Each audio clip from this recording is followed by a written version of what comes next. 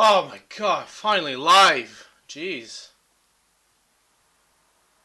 Took a little while, but we're on. Okay. I'm gonna start with Temple of Plenty here, just because of the white mana. I don't. In the dark, I'll probably put this on the bottom, just because I have. I don't know when I'm casting that. So sorry, by the way. I just had to speed up on the stream because, as you can see, my clock's down because I was sorting out the technical issues. Um, so I have two options. I can either go for Fleece Mane this turn or wait a turn for Brimaz. I like waiting a turn, but with but with Tempo this seed, putting the Fleece Mane in play is actually fine. And I mean, right now I'm just learning the deck, so I might do things wrong. Like, I fully admit that. Not every play I'm gonna make is right, but it's definitely worth a try.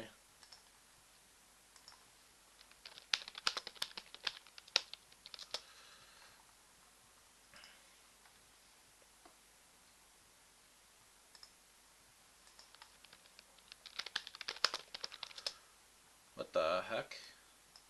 Apologies for the slight issues there.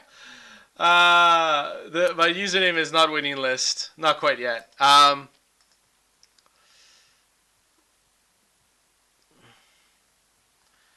Ooh, that's interesting. I'm lucky enough to play Vermaz here. I will interact with the chat in a bit. I do apologize for not doing so right now. Twitch has had some technical issues, and I haven't streamed in a while, so probably some minor issues as well on that side. Yeah, I could definitely see where Chapin was getting his wins. When you've got no non-spot removal in the format, and it was like in practice this doesn't happen. Was like Kai Buddha's commentary before the top 8. Like it's not very. It doesn't happen that you play Fleece Main turn 2 and Brimaz turn 3. That's rare. So obviously I started with that, and it's basically like the nut draw. He's gonna Hero's Downfall, completely understandable. This is a relatively easy turn. I'm just gonna Thoughtseize him. Let's see what we got. Okay, so wow, he's got a mana confluence, but no green mana otherwise. Okay. Let's see. He can play Ashiok next turn.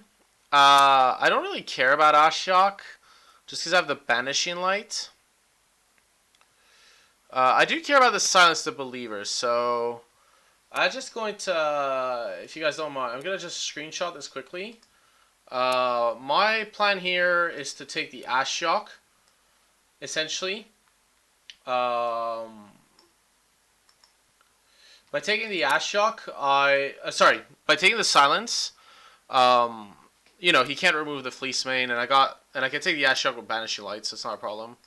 And I'm not too worried about Courser, just because, it's not going to do anything right now. Play the Caryatid. Temple of Malady. Oh, this is interesting. I need a land for Elspeth, but I could Monstrous the Fleece Mane Lion. The Hero's Downfall does take care of Ashiok, but I already have a Banishing Light for that, so this is tough, actually.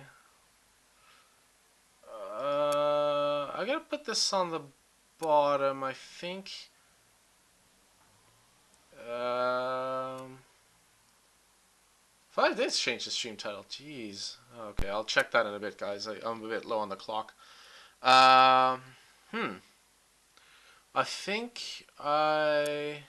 Oh, he has Ashiok anyway, so... I can put it on top. I don't really want it. Like, he can feel good about Ashioking me.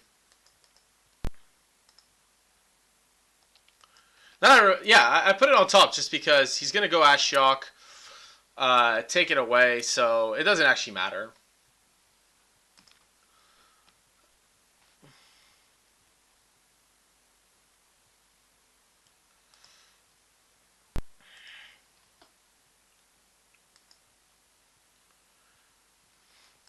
No, like I top it because he's gonna go Ashiok +2.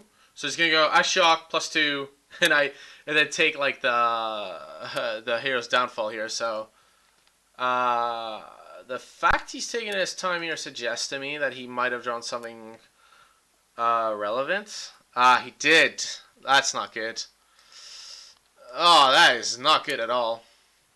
Because I can't answer the turn with Elspeth. So that was bad. That was bad for me. He got a bit lucky, but it doesn't mean I shouldn't try to play optimally. So let's see. He's gonna play Ashiok. That's easy. He's gonna +2. Yeah. We're gonna Hero's Downfall it. Just. It's not just being efficient with mana. It also allows me if I. It was unlikely that I'm drawing an untapped land. Brimaz is fine. So I'm just gonna pass the turn here.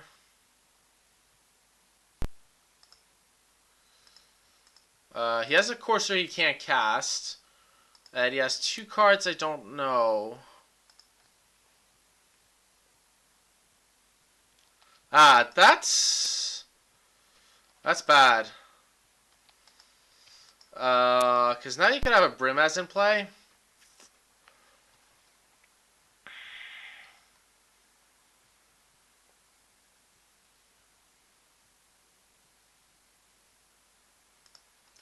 I'm not going to be greedy. I'm just going...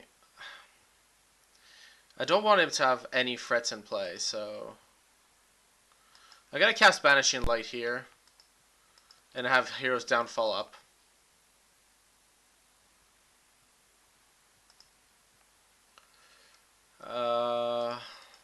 Wow. This needs green 1 to have hexproof, so we're gonna look at killing this with Hero's Downfall. I could like Elspeth, which is noteworthy, but obviously that's not the best line of play here. Silence Temple of Silence, easy bottom.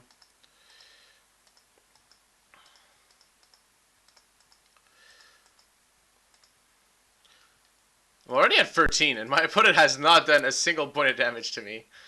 What a great format. Okay, my opponent can't deal with S-Faults, just concedes. Okay, that's easy. Let's see.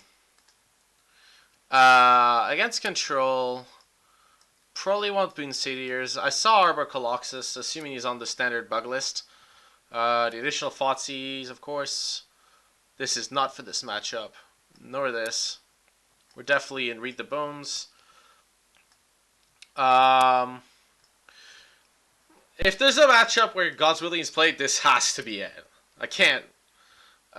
DS side, no, and Glare, no. Okay. I don't think Silence the Believers. I'm pretty sure I want 4 copies. I'll remove at least 2.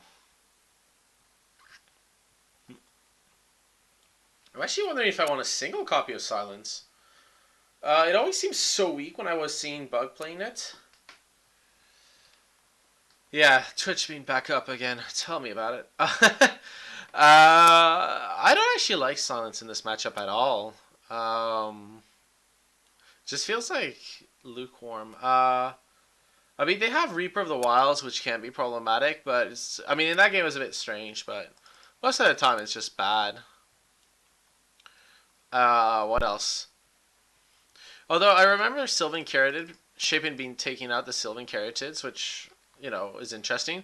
At this point I have 59 cards. I think he kept in a Silence the Believers. I can't remember. I could board in a Deicide for Corsair. That feels weak, though. It's like more answers, and I like having frets, but I guess Silence the Believers and Deicide aren't frets. I can see keeping a Silence. I can see keeping 1 Silence. And boarding out the Carotids.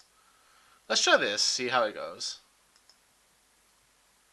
Because, I mean, there is the, like, Ashiok Steal Your Guys play. Okay, so um, the best mana in the world for this deck.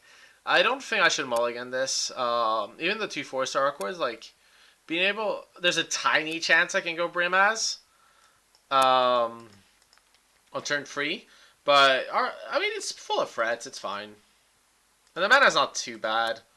I need like an extra white. That's about it. And there's plenty of like mana confluence and stuff, so I've got loads of time to scry into it. Yep.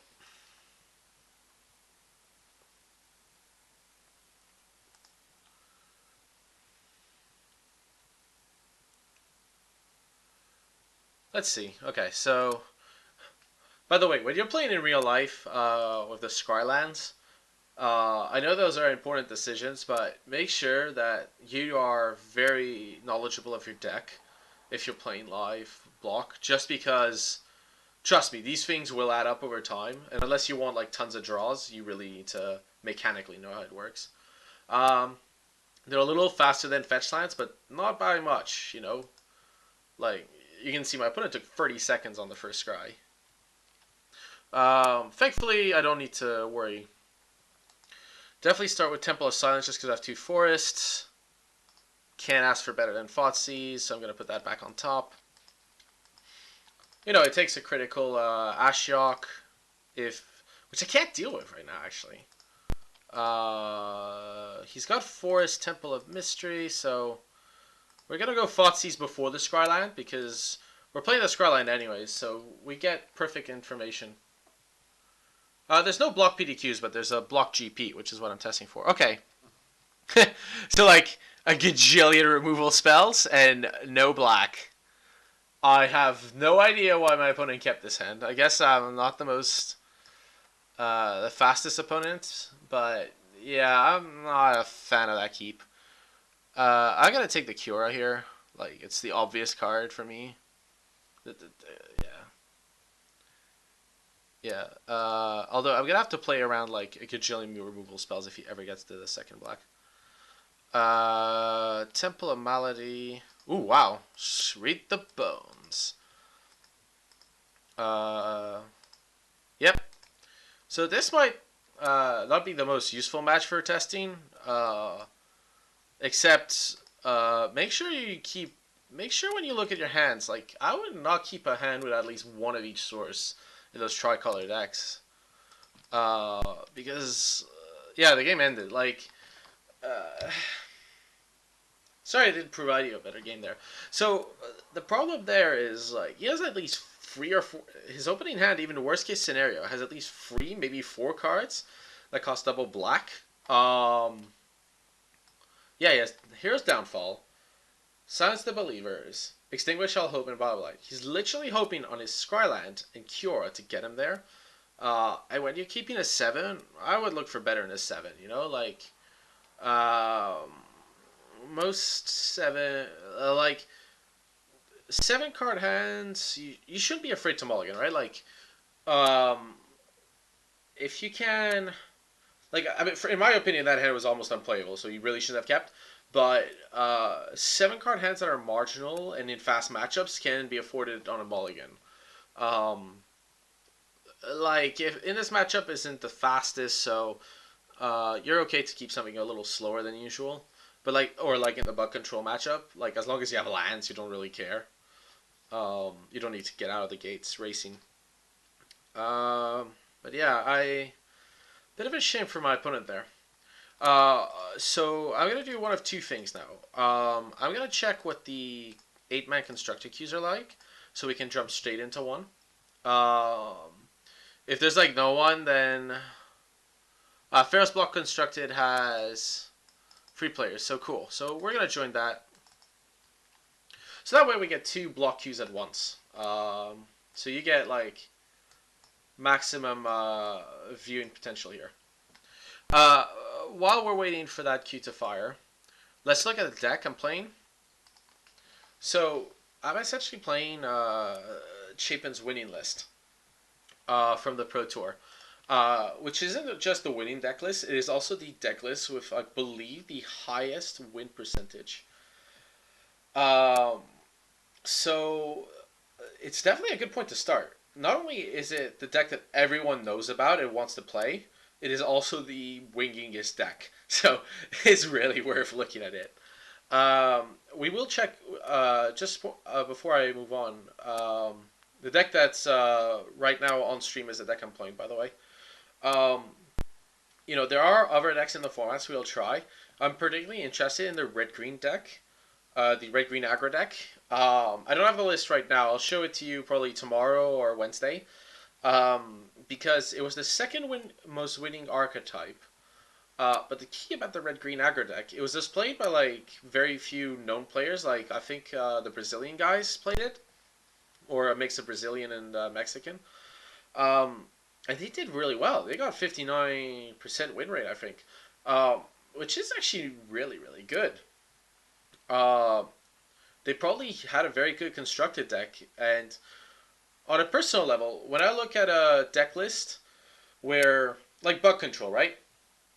Bug control was played by some of the best players in the world in a long game. So, their win percentage was probably inflated by the fact that he had some of the best players on the Pro Tour playing that deck. While the red green aggro deck had no such thing. I think guys were probably fine. They were probably average at least, but like they had the right deck. So that would be interesting in testing the red green aggro deck tomorrow. Um, but for starters, let's focus on this deck. Chapin's winning deck list for block. Um, so here's the thing. This deck is really a piece of art. It's got the 12 temples, which you're going to see pretty much in most deck lists. Um, it's one of the few decks that actually runs a full 4 Mania Confluence. Because at heart, it is an aggro deck. You really want to curve out where possible. Fleecemane Lion and Brimaz. I'm going to cut to your point about Mono Black Devotion a bit, by the way. Um, so that's why you have these mana confluences. It's just to accelerate you as quick as you can into these. Um, and what these do is that a lot of the control decks removal starts at 3 or 4 mana. So these are actually like trade up in mana. I could sometimes get a hit in. While being very relevant against like the 2 drops from the aggro deck or the 1 drops, and trading at least 1 for 1 for their removal. And if the aggro deck doesn't deal with one of these, they're in real trouble. Um, and then obviously you have your like 8 removal spell suite against aggro, which is just ludicrous. Plus Caryatid and Courser, like this deck probably munches on aggro for breakfast. Plays the best threat in the format in Elspeth. Uh, so on it, here's the thing. Honestly, if you never watched again, if you didn't take care of block, if you did no testing, you play this deck, people will know about it, will test against it. It doesn't matter. This is a really powerful deck that's really hard to beat just straight up. So your edges against it aren't going to be that big. Uh, yeah. So I gotta go over the sideboard. So I gotta ask a question about Mono Black Devotion, or Mono Blue maybe, but I think it's Mono Black. I gotta keep it simple. I'm not gonna look at most of the aggro decks, like the heroic decks or Mono Black aggro. I'm not gonna look at what else? Some of the fringe decks like Infinite Blossoms, Mono Blue, simply because most. If you look on the Pro Tour coverage, there is an article that gives you the win percentage per archetype. It's near the top. It's like in the Sunday features. Um, there's only one aggro deck that's done really well, which is the red green aggro deck, which is what I'm going to be testing in the future. But all the other aggro decks were terrible.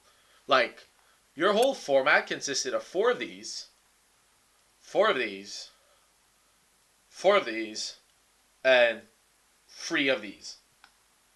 You're not getting through. I'm sorry. You got no hope. And then, like, to top it off, they have Elspeth. It's just, like, it's not possible. I'm sorry. What are you hoping to do? Like, how are you getting through? I mean, the aggro decks will be as bad come the Grand Prix because people are gonna like start teching their decks more against control. You're not gonna get like the ridiculousness of like removal spells potentially, but I would not play aggro online or at a live event. If you want to play a cheap deck online, uh, my recommendation would probably be the another deck I want to test. The French deck, the blue black inspired deck with like Daring Thief. I would try this. I would have actually tried this deck tonight. The only problem was that Daring Thief right now online has a bug where if you play Daring Thief and tap it with anything that isn't attacking, it just doesn't work. So the deck is terrible online. It just doesn't work. Um, which, ugh. Um, but aside from that, uh, the key for me here is to identify through the next couple of days, like my testing process is to go through what happened at the Pro Tour, just try the deck list as they are, don't make any changes early on. Um, and just try them, see how they go, see how they perform, play my matches. And then from there, I'm gonna start tweaking it, going like I would like an extra, like say, read the bones because there's more aggro. I've decided that I prefer Unravel the Ether because DSI, there's no real gods in the format. Maybe that's not right, by the way. It's just, um, but yeah. So if you're just joining, we're looking at the junk deck and how the block format is and where you should position yourself when you're trying to discover a format just after a Pro Tour. Um, there's still a process of discovery, right? This was one of the most winning deck lists. It's not to say this is the best deck or the most defined deck, the defining deck of the format. There might be something better. Um, this is a solid choice, by the way. Uh,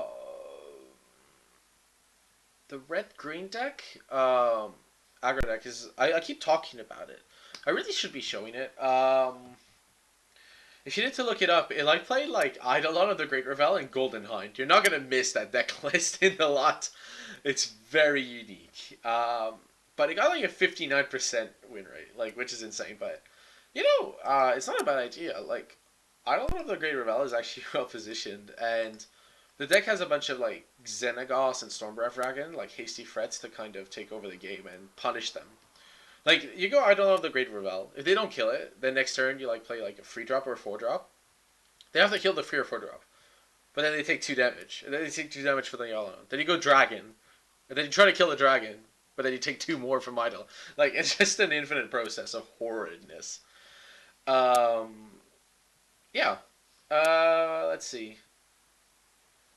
Yeah, I was just gonna check how we're doing on the queue.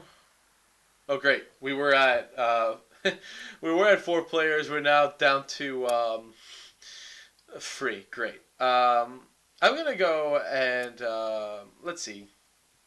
I'm gonna play a 2-man quickly for you guys. Just vomiting tickets, but I want to get a match underway. I feel like playing. See. Um, I still registered in the other one, so whenever the daily fires were starting. So this is just a yeah. Let's see. So what do we have here? We have triple Sylvan Caryatid and Read the Bones. It's probably a good hand, so I'm not gonna mulligan. Yeah. I mean, yeah. There's no master removal, so like Sylvan Caryatid's fine. Yep. Let's see. Temple of Plenty. We have all the lands we ever need. If my opponent starts Forest, I'm gonna need a Hero's Downfall. There's no way, there's no way that card's gonna be dead. Play the Golden Hind deck. Try it out. Red Green Elspeth is already, like known. So yeah, you lose nothing by trying out something a little newer.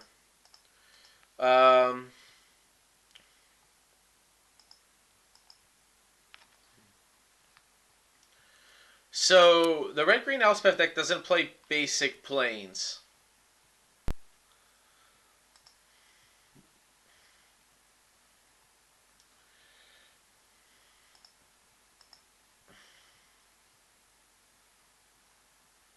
By the way, I'm about to play the most defining combo of the format, which is Courser of Crucifix. Oh wow.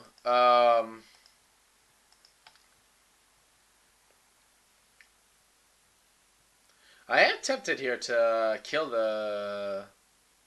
I'm really tempted to kill the carrier to. Sorry, the Voyaging Satyr here, but I gotta go against it for now. I think I want to develop my own board more. I think my deck powers through this.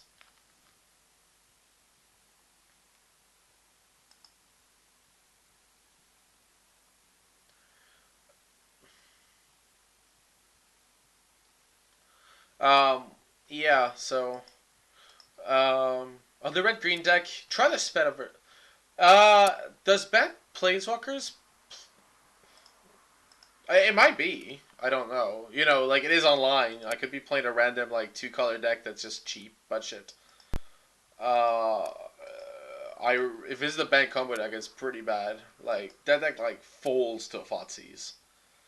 Um, like by the way, the Infinite Blossoms deck when I like saw it the first time on coverage, I was like, wow, this is exciting. This is awesome. You know, like infinite mana. Um, yeah, it's terrible. It's just awful. Note here. I could go like carroted, but I'm just gonna go greedy and try to get maximum value off my courser. Cause yeah, that's like the best. Like look at this play. This is just. Oh well, whatever. Like I'm not gonna complain.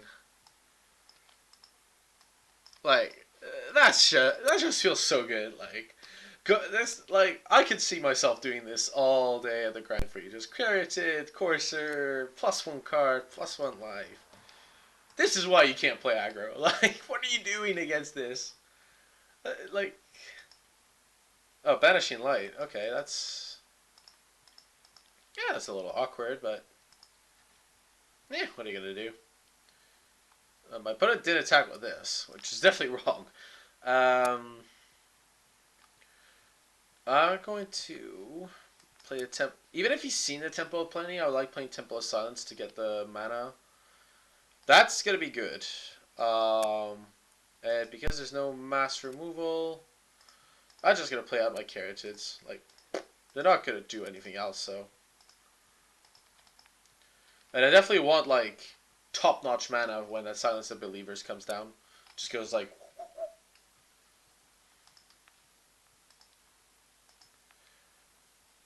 Uh,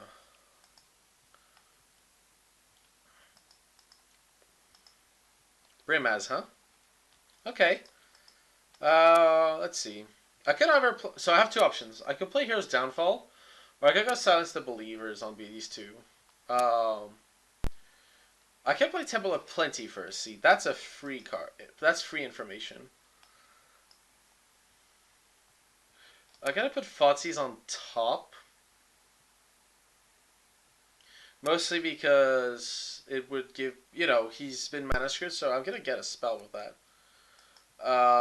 So I'm gonna play Silence the Believers because he's been a bit mana screwed. It kills Brimaz as well, but let's see. There we go. And Read the Bones is really gonna get me ahead. I did not think of that play.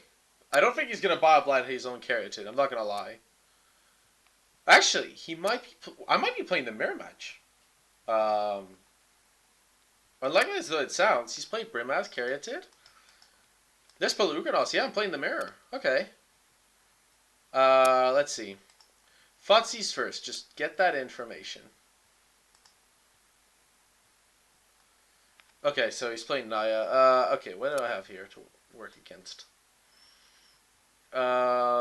Storm Breath Dragon. The Johnny. I don't think I care about Xenogas. So this is not relevant. Johnny is a problem.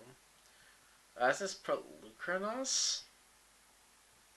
Dragon's not a problem because of the well, he only needs one red. I'm gonna take the Ajani here, just because I think that's his best card to get back in the game.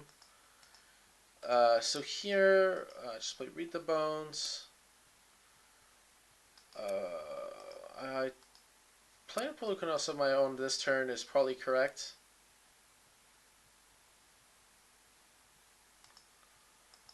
Um,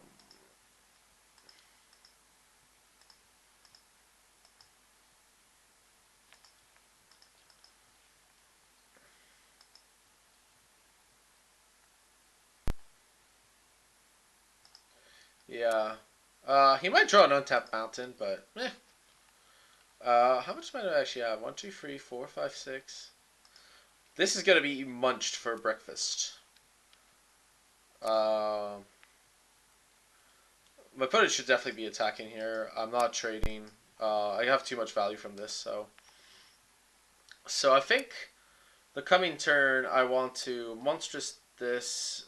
Yeah, okay. How much mana do I have? 3, 4, 5, 6, 7, 8, 9. So I can monstrous this with X equals 2. Play Hero's Downfall.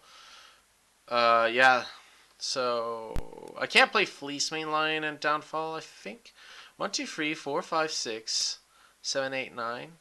Definitely want to eat the Voyaging City. I don't want to leave that in play.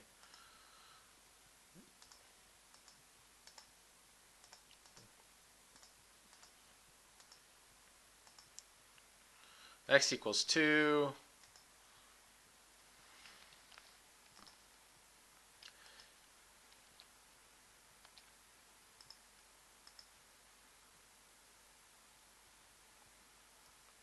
Right. Smash in. Because the Fleece Main Line doesn't accelerate my clock, I am better off just Heroes downfalling this. Although I could wait. Yeah, I could wait. If he plays the dragon or something, I can see. I have no rush to Heroes downfall. Actually, more relevantly, I could decide to not Heroes downfall because then he can't play his Pelucranos. Yeah, or he monstrous it or something. Yeah. He might not have a choice. I mean, I'm not blaming him for doing that. But yeah, that Pelucranos is going to swing in.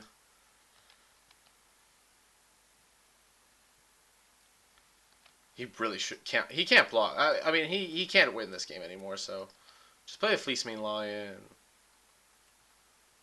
Sure, it's not relevant. He had a Storm Breath Dragon on top. Whatever. Okay. Post board. So this is something you may not. I think Arbor Colossus is good in this match, just because it's the biggest threat, and it kills Storm Breath Dragon. It matches very well against Storm Breath Dragon. Thoughtseize. I like Thoughtseize against Ramp. By the way, I suspect he plays Courser, but it doesn't make me bring in Feast of Dreams. Bioblight. He does play Voyaging Satyr, but it's the only thing it hits. Same with Drown Sorrow. Read the Bones is a little harder to evaluate. I might want it. I suspect Read the Bones gets boarded in a lot. Uh, Mostly because you're taking out other cards. It's probably bad against aggro, and that's it. He does have a Johnny. I'm gonna suspect he has Elspeth, and he did play Banishing Light. I don't want Deicide or God's Link. Even if I did see a god, I don't want Deicide. Like, I mean, okay. What I want. Although I say I want these cards, I'm starting to believe that I may not. Like, how much do I need these cards? Caryatid is good. I'm wondering if I actually need Caryatid. Let's see.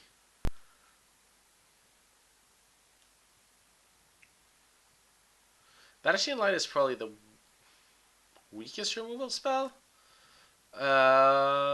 I'm trying to think. It does remove Pelucranos. It doesn't remove Dragon. It does remove. It does remove a god. I I think I want to take out the Caryatids.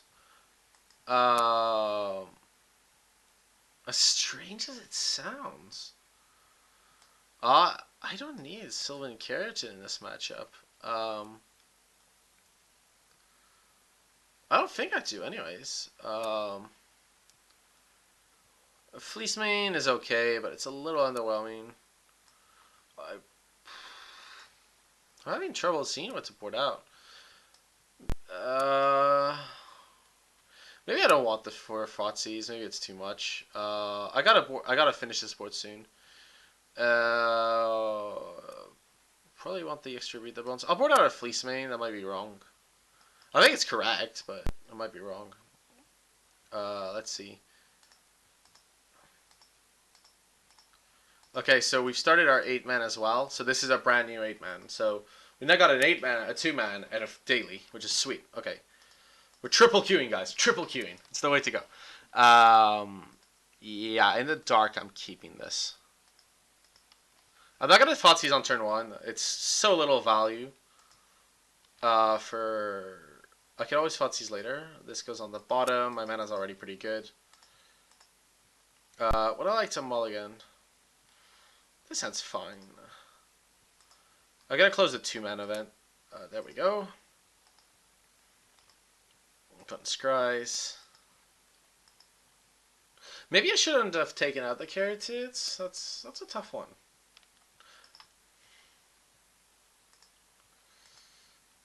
Oh, sorry. Here on the other hand, this is interesting. I could go for Carrotid or Fleece Mane. I think in the dark I want Fleece Mane. Since I can go Carrotid to Thoughtseize next turn. Or Hero's Downfall. You might have Lightning Strike, but yeah.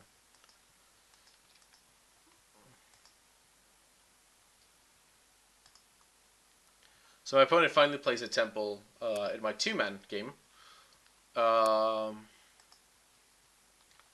Okay. Yeah, wow. Like, Fleece Mane Lion is just so good in a format where everyone plays on, like, the next turn. Let's see what my opponent's up to.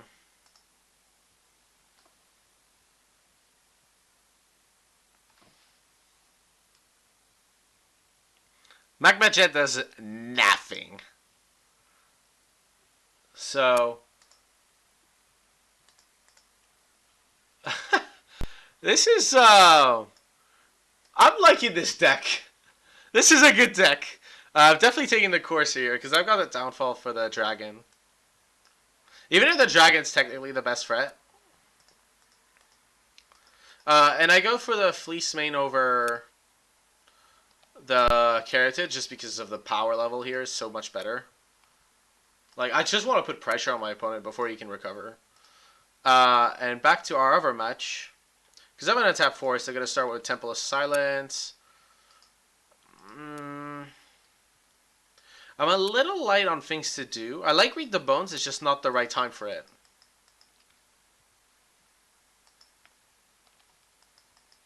He has Voyaging Satyr, so that's his draw for the turn. First things first, we're going to attack.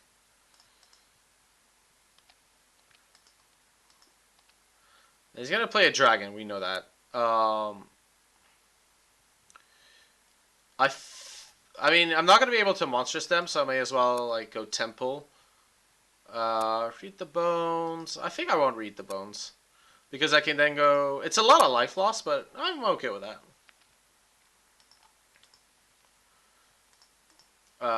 Carrotid. Yep. Brimaz, huh? Let's see what we got. Fleece Mane. I think I'll need to board out Fleece Mane against this, the Naya guy, just because they're not as relevant. I got lucky here in this match, yeah. Because he does that. Yeah, he has to keep it on defense, so let's do this first. We're going to lose the Thoughtseize. Silence the Believers on top. I've got black, green.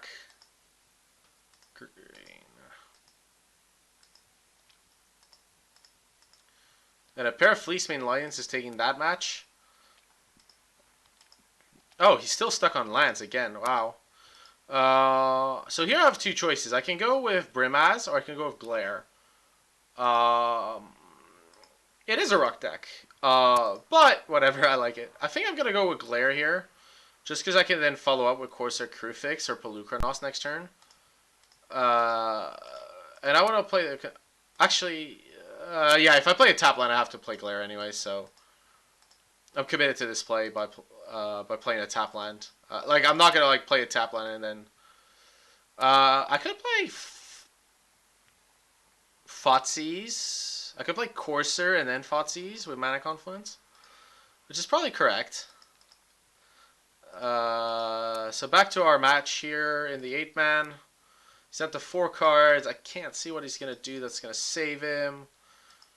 That's not really. He does have Magma Jet, but as long as I don't monstrous until I need to, I'm okay.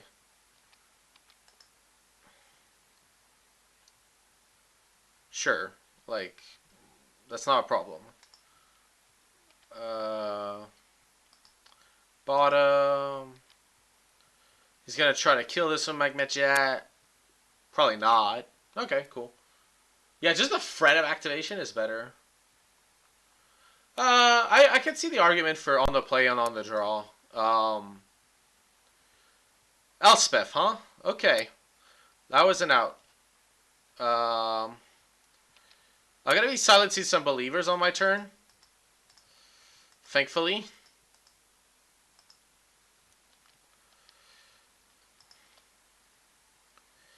Let's see. If I silence 2 believers, then my opponent can't win.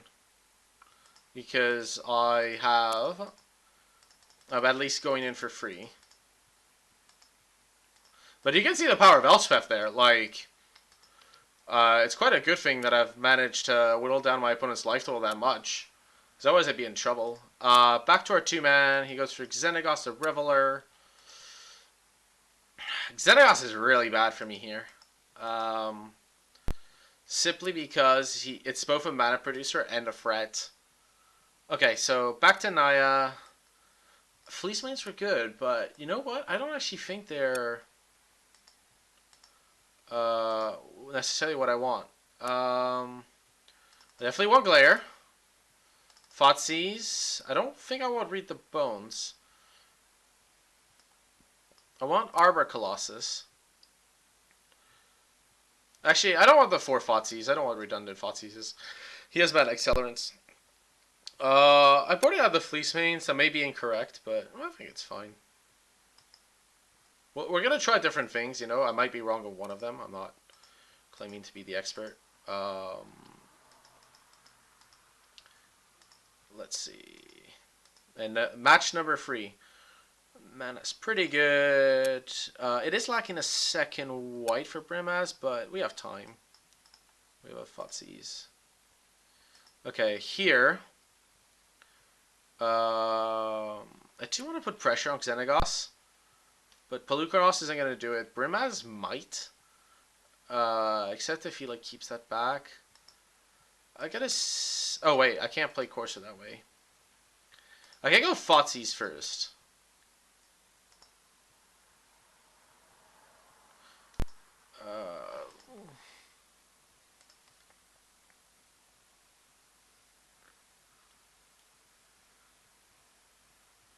I like Pelucranos here, just because it isn't easy to deal with, except if he has Elspeth.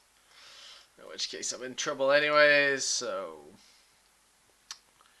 we're going to start with a Temple of Silence. I don't need that many Thoughtseizes. Well, I might, I just don't know. This head is fine. Banishing Light. Okay, that's not great either. He has 2, okay. I'm okay with that, I gotta be honest. I was more worried about his Satyr there. He's gonna play like just +1s it? Okay. That's weird. I'm gonna play Corsair of Crewfix here. Are we? Wait, Corsair Crewfix. I like Brimaz actually. Let's just see what he's got in hand. Holy smokes. We're taking...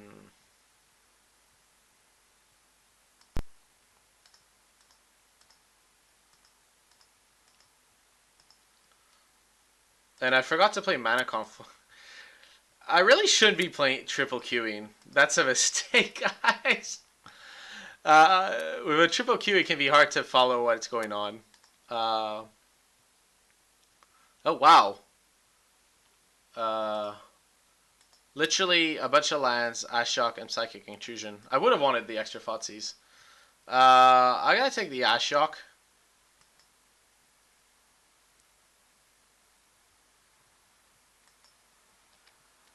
I got lucky with the Temple of Plenty to play Brimaz next turn. Carotid is the worst in that matchup. Okay, so he plays Brimaz. Not the end of the world. Where are we here? It's his combat. Start with Temple of Malady. This was Naya, right? Read the Bones. On top. We're playing the removal game, so I'm okay with Read the Bones.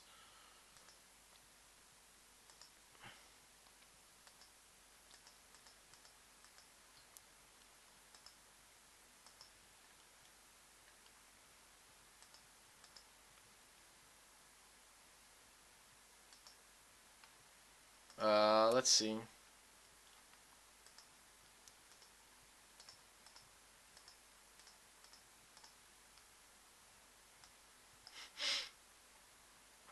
I definitely don't want the second Brimaz. Temple of Plenty is probably something I want less, but there's not much I can do about it.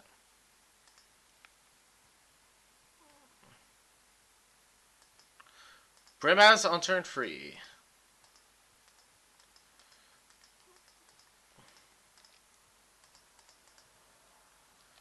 Plays Banishing Light. I think in that match it's over, by the way, in this one. I can't see how I'm recovering from that position. Because he's playing Storm Breath that turn.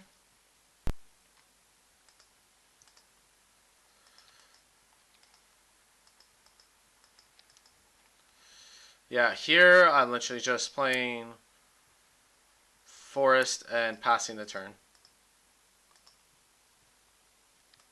Oh, my opponent got Read the Bones in this matchup, which isn't really what ideal. I took the Ashock mostly because I didn't want him to have an early threat, but it may have been correct to take the Psychic Intrusion.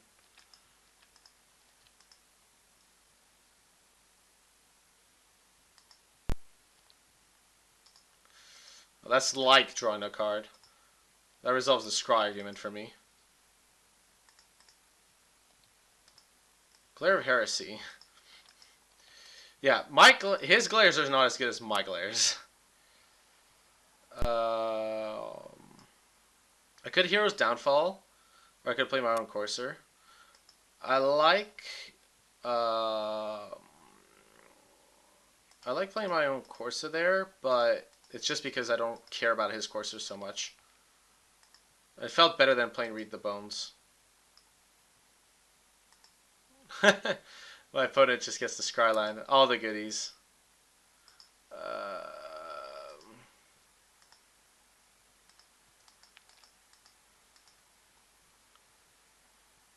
Wow, Elspeth is no good in this match. I can minus Elspeth and still lose, so...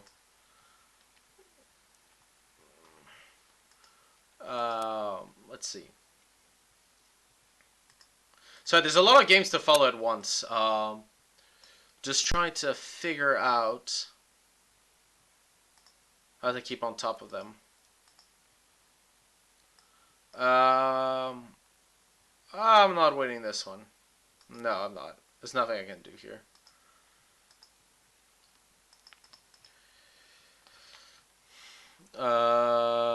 God's Willing, still not good enough in my view. Yeah, I'm pretty convinced the Fleecemane Lions aren't good in that matchup. They put pressure on like Xenagos, and that's about it. So I'm gonna try. I'll cut a Carotid because I don't want multiples. I do want multiple Thoughtseizes though. I'm starting to realize. So I'm good there.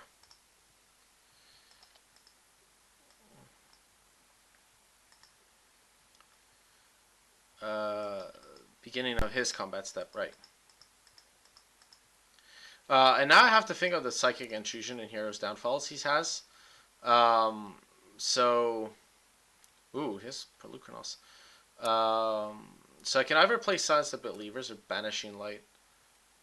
Okay, I'm playing Silence the Believers here, and it's still attacking. I could play Pelucranos. It pushes through some damage, like free damage. I think Pelucranos wins by just the narrowest of margins there, since it puts more pressure on my opponent.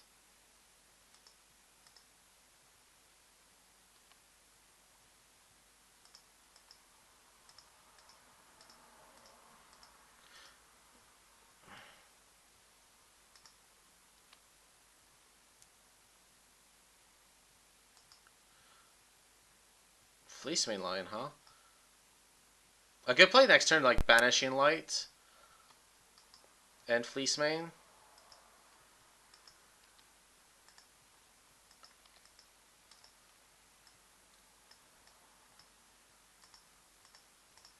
Oh, he has Magma Jet in his deck and Lightning Strike, so it's a really good. It's either a really good bluff and oh, I've got Elspeth. I will be playing that card. Um,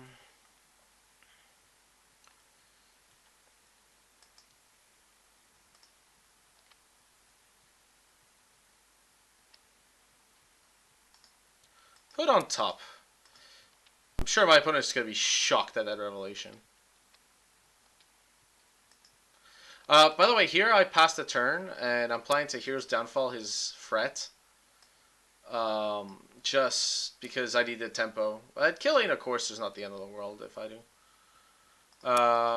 In this match, my opponent kept Drowning Sorrow on top, which is interesting. He's got Hero's Downfall. But thankfully, I've got a Banishing Light to take care of any immediate issues.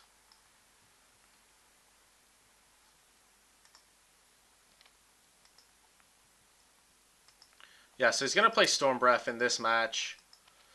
He's going to attack. I'm going to have Hero's Downfall the Storm Breath Dragon. It's all pretty standard.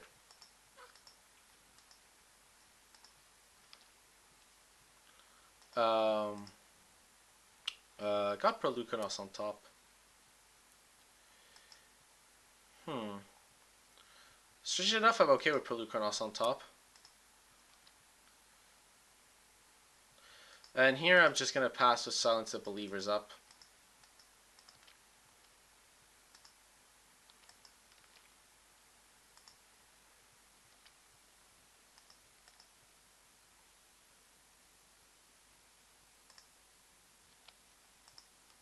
Is Polish Crusher? Okay. Oh, he has Elspeth. That's why he went for it. Okay. That makes sense. I do have a Glare of Heresy, thankfully.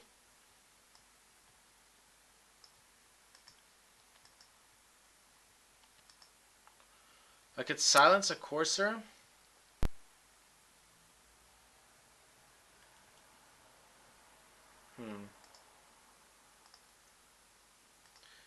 Just from... I think this is an incorrect play, but... Because I could always do that next turn, but...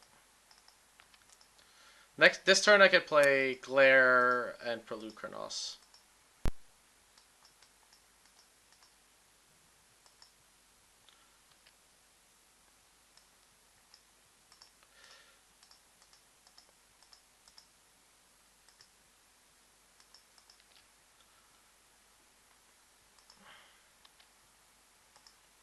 By the way, I am playing suboptimally because I am playing too many queues at once.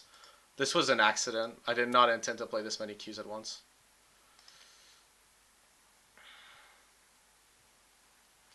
I should be, really. Like, down...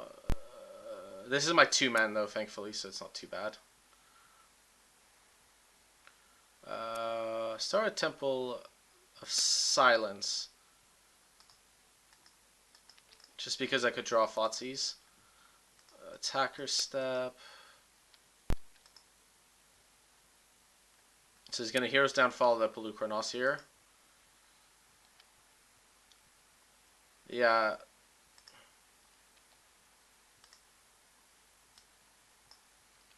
So he plays Xenagos the Reveler.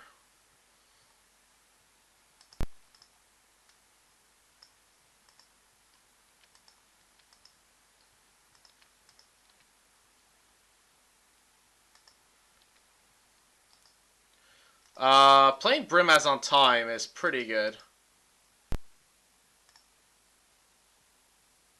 Oh yeah, Silence the Believers, okay.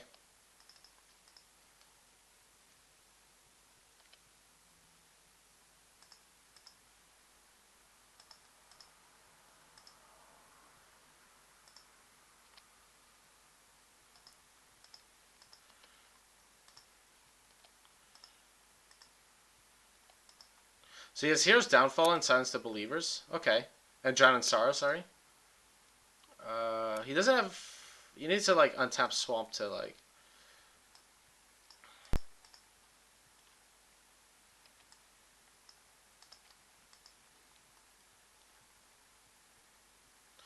I could play Elspeth here.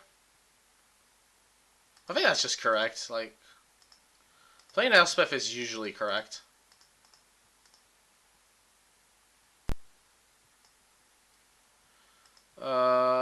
Yeah, I'll play Elspeth. This has Trample, so I have to stay back.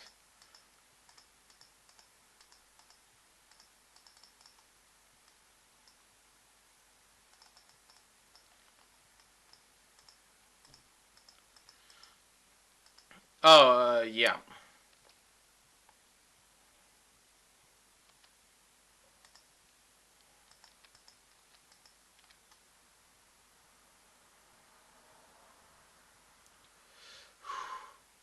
Oh, the white-blue heroic deck. I think all the heroic decks are terrible. Just like, if you look at the percentage stats, right? Like, they're all sub 50%. You could play it, but I think you have better options. Okay. So, beginning of his combat step. He's going to want to Monstrous this, but I can block with Pelucranos and Free Soldiers.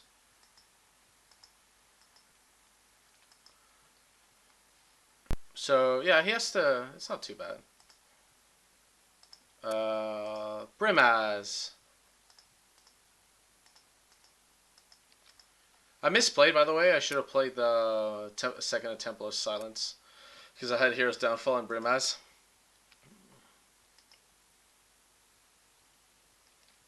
Yeah, Pelucranos dies, but... Yeah. Okay, so he's going to Hero's Downfall the Fleecemane, which I understand fully.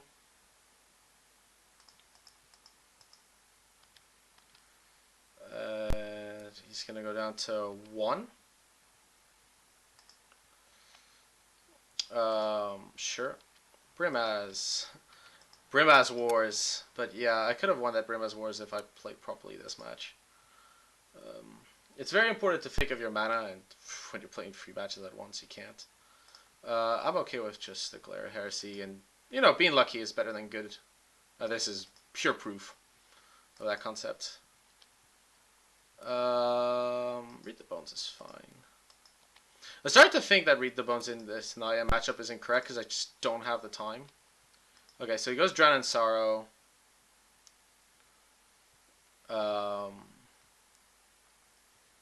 Forest Cura. Silence the Believers. There's a lot of options.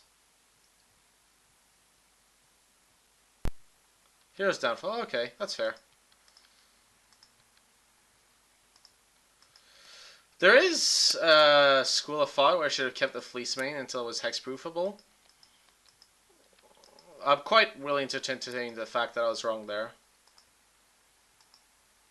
Might as well attack with the Cat Soldier because it's a free block for him.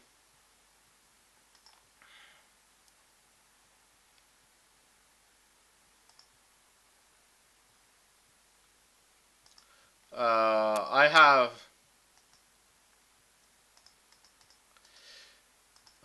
It doesn't actually matter what I do here. Like, probably shouldn't have cast the silence because he can get my graveyard, but my exiled cards, Elspeth. There was a glare of heresy.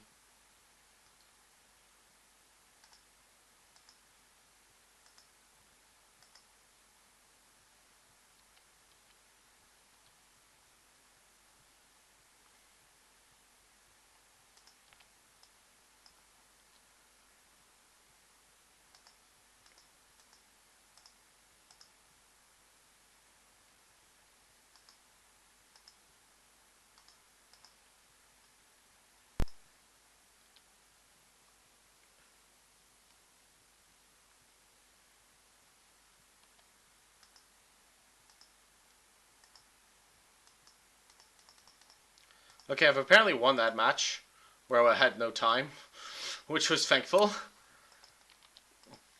Okay, let's focus on the 8-man and then the daily.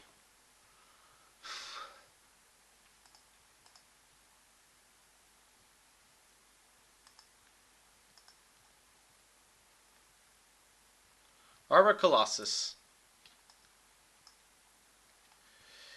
Okay, so my opponent's trying to ultimate Xenagos, which is good because I have the Silence of Believers. That's right in time. Let's lose 1 life less.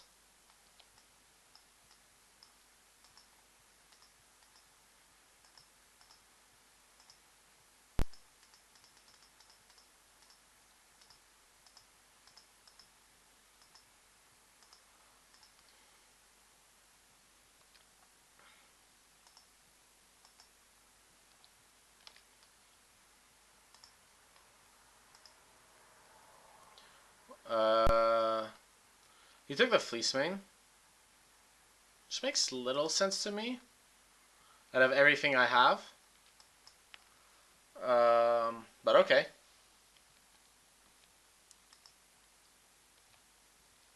So he puts a token into play.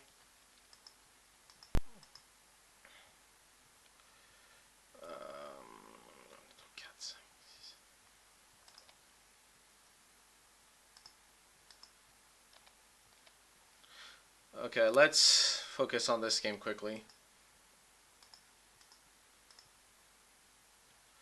Actually, I have enough mana to cast both.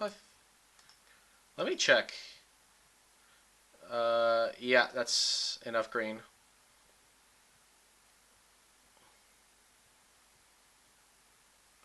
Okay. That's fine. I'm not particularly fussy.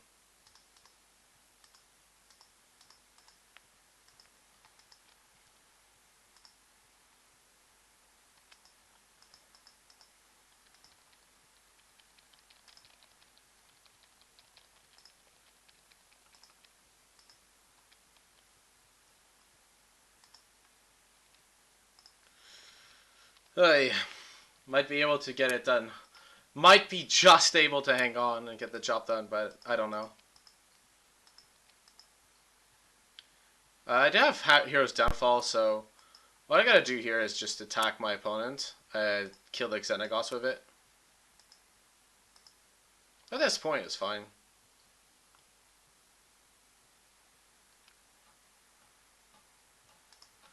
I'll just kill it now, just save time. Oh, I did misplay there? Nah, it didn't matter. Same difference. Okay, sure, he has another Xenagos. Whatever. I don't really care about monstrous seeing this. He still has to chump it.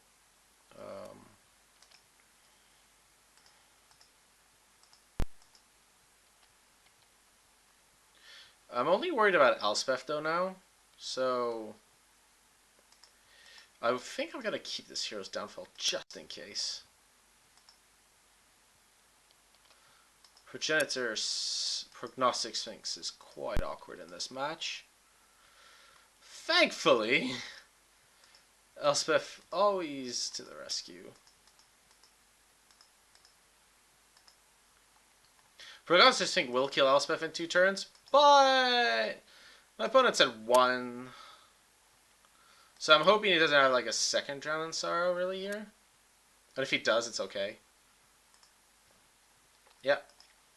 Let's focus on this match because the time is low.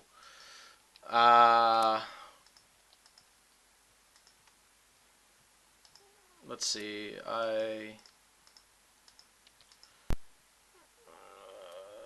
Let me attack Xenagos with the Courser and my opponent with this. I think that's fine. Xenagos will die eventually. I'm not fussed.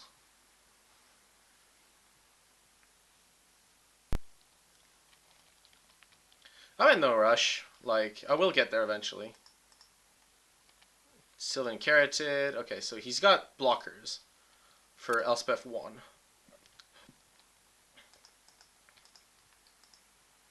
I'm gonna go on a limb and say that this hero's downfall might be good.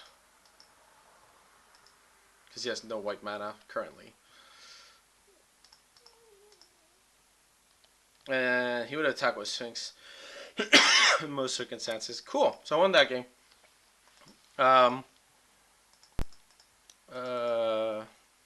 Let's finish this match because I only got 3 minutes on clock.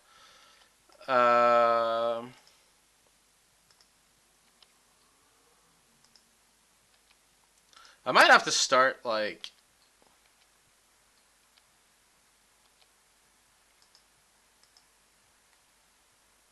that's awkward, but whatever.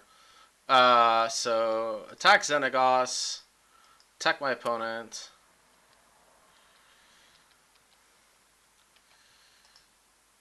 I'm gonna sideboard in just a bit.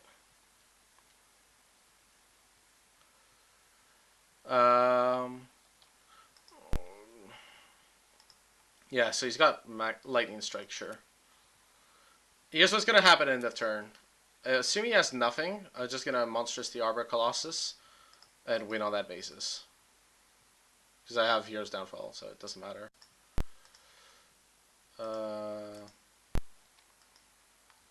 Because this deck definitely has no way to kill an Arbor Colossus instant speed. So let's just get this Monstrous. Let's get a Hero's Downfall going. Actually, let's get a Silence the Believers going, just in case something really random happens.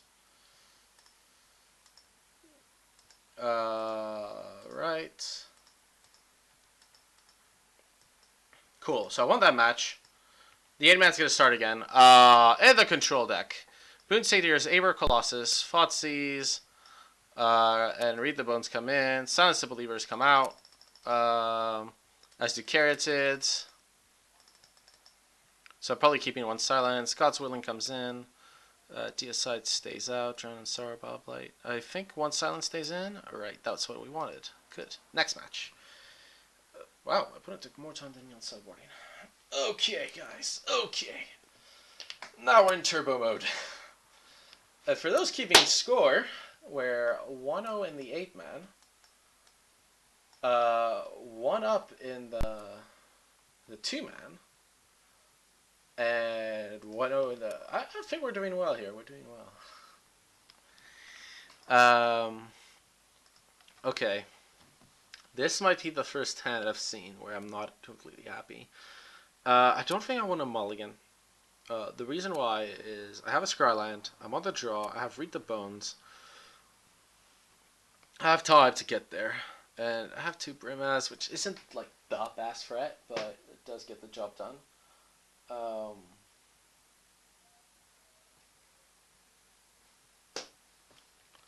Okay, so he starts with Basic Forest. Wow. His hand must be weird. So that's a good start. Swamp, I'm okay with that.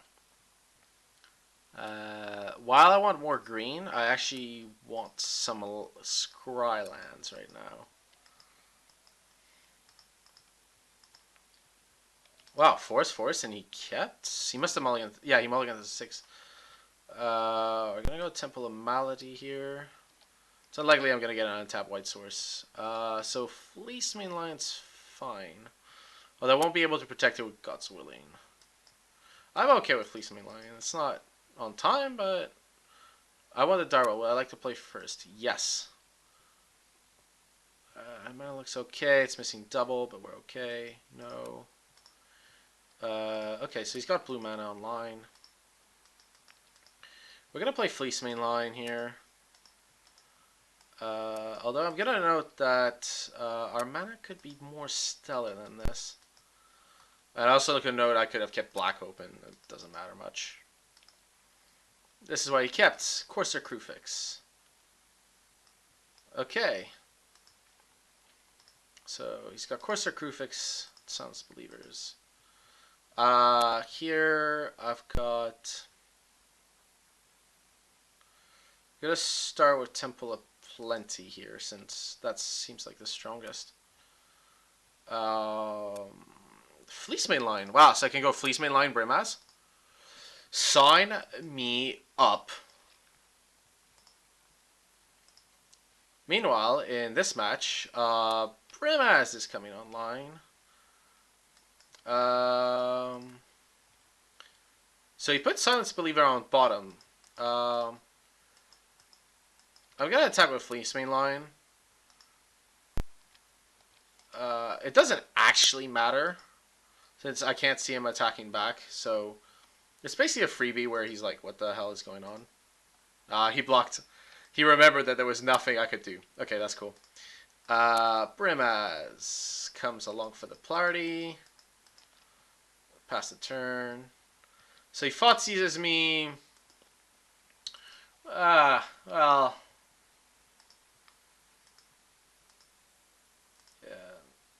I made 2 Scar Highs. He cast Drown in Sorrow.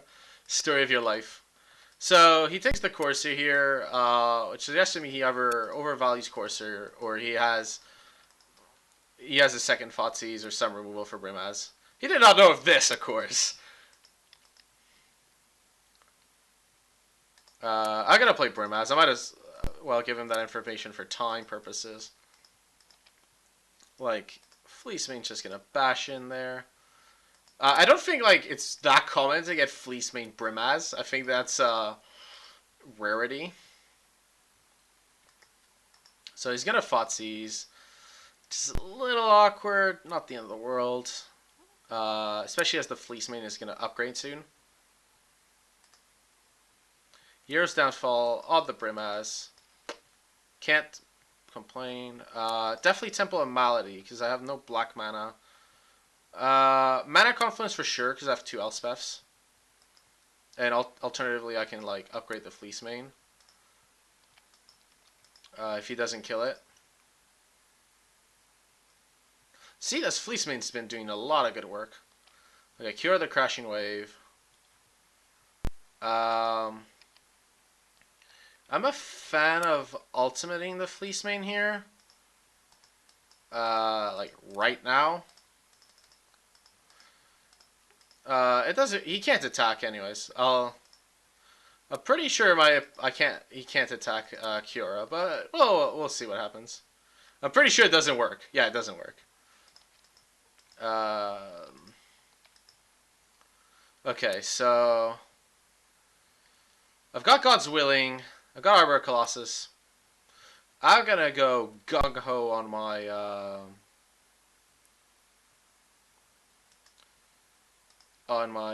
Fleece Main. Brimaz can't get there, so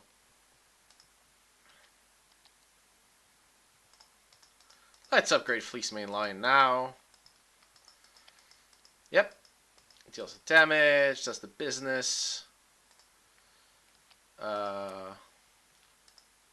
Yeah, Cura doesn't stop it when it's hexproofed.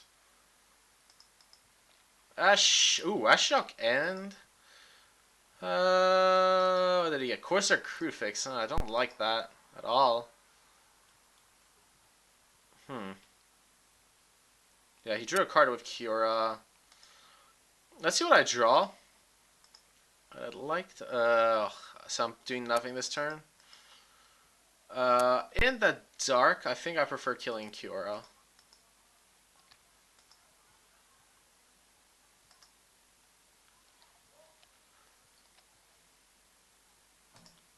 Temple of Silence comes into play. That is useless.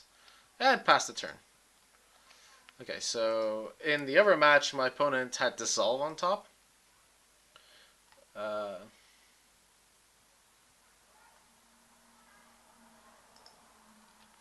The mono black deck is. I'm telling you, aggro is really not playable in this format. Really, really not. Just, it's what it is. Most of the aggro decks are bad, actually. Ooh, Reaper of the Wilds. That's an interesting one. Because now he can just play the long game. But thankfully, we can try our Arbor Colossus with God's Willing up. It's incredible how much worse it is when your opponent knows about God's Willing. Cannot attack into that. So my opponent's just going to gain like more and more of an advantage, which is not good. Until I get an Elspeth, at least. Okay. Corsair Crewfix reveals Corsair Crewfix. Sure, that's fine. Is that a Sphinx? That's not good. That's no good at all. Play Elspeth, make a bunch of guys. I'm not even gonna like bluff because there's actual like loss of value to do that here.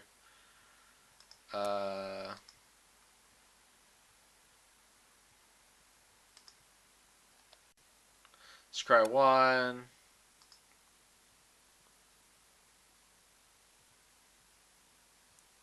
Actually, okay with Silence the Believers on top because they can tap the Sphinx on upkeep and or remove 2 coursers. So there's a lot of value there.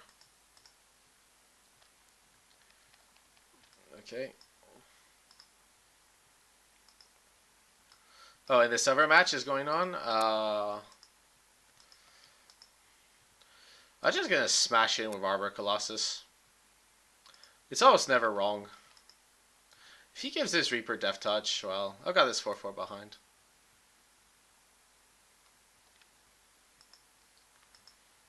He can give it Death Touch, that's cool. I'm okay with that.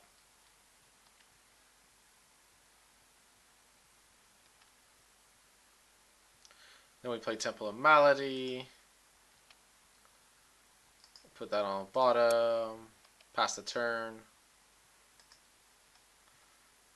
His beginning of combat step. I'm actually running out of time in this match, so I'm going to focus on this match.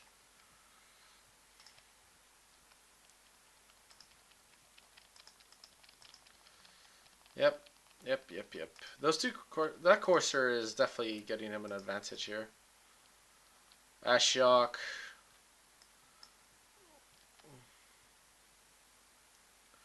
Pelucranos, huh? I can't kill Ashiok. Ugh, that's awkward.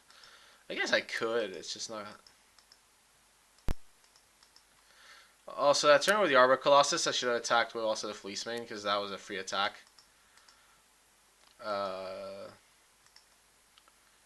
Let's start with the Thoughtseize. That's gonna like clear the air. My opponent's gonna scry free now. With Prognostic Sphinx, putting Elspeth down to 2. Yeah, obviously he puts a land on top.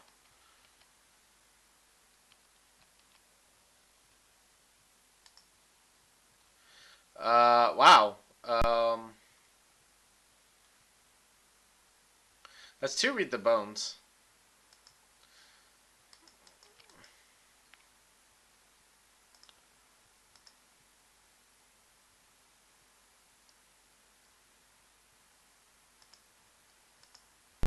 I'm okay with losing a Brimaz here, because I have a spare one.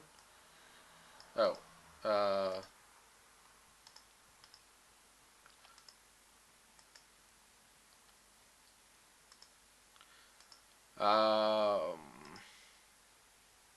And this match went from bad to worse. Okay. So he loses a Courser to save his Ashiok. I can see that.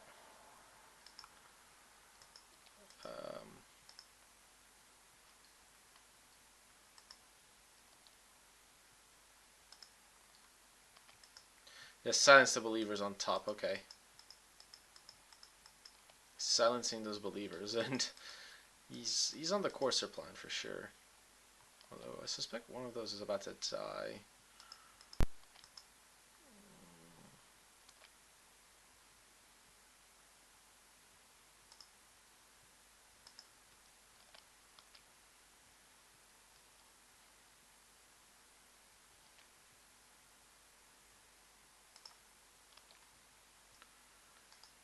Well, at least those lads keep drawing me cards, essentially.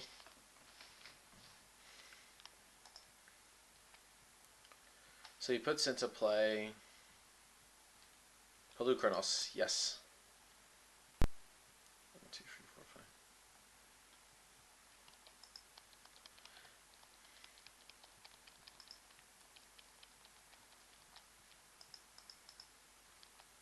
I had silenced the believers on top of that match, I believe, but it got taken away by a shock. So I really should just F6 this step. Like, it's not as if I'm doing anything.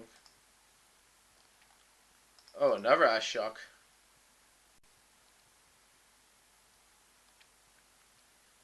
All the coursers.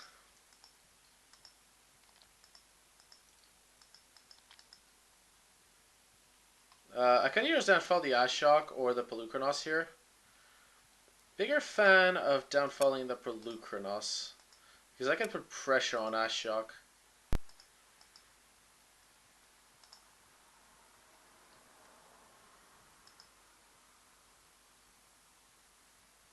Also, I need to win this match because of the time.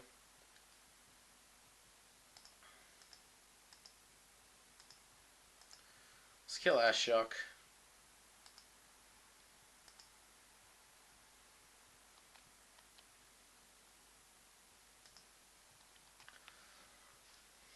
It's gonna die, so he might as well just block a soldier.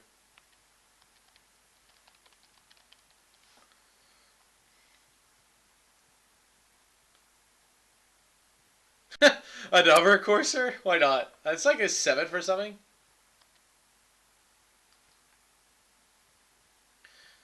Yeah, so that's a... Yeah, so this isn't good for me, because he's got silence as well. Okay, sure, why not? Hey, that's a lot of lands drawn. This place line's been going the distance. Well, it needs a bit of help. I need something more powerful than Temple Plenty. No, I need active spells now. Definitely need more active spells. Because he's gonna play Cura, so. Oh, Cura and Courser. Oh, it's disgusting.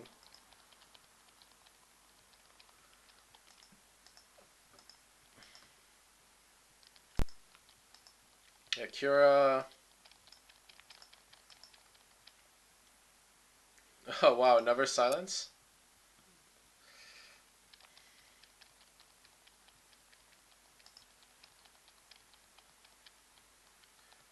Keeps the silence on top. I don't even care about Brimaz. It's not really the threat I'm trying to protect.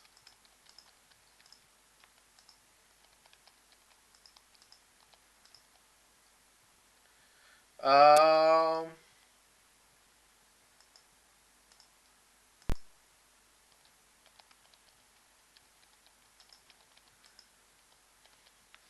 Okay, Cura's dead.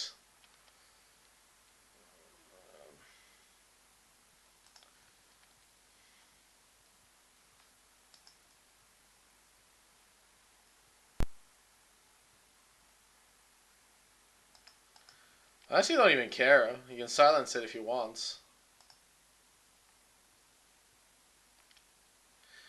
Oh wow, F6 and the blocker step is just ugh. Anyways.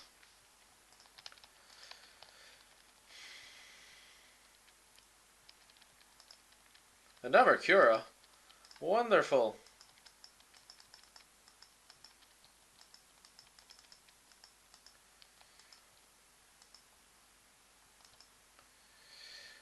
Sigh.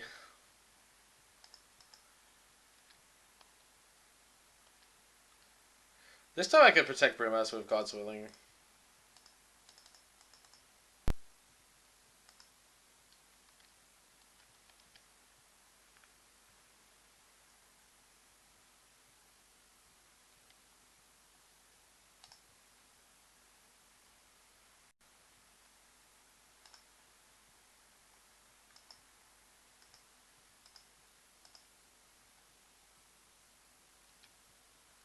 Oh, black. Wow.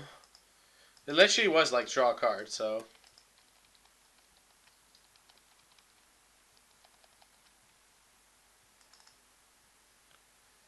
Let's see. Shock's at 6.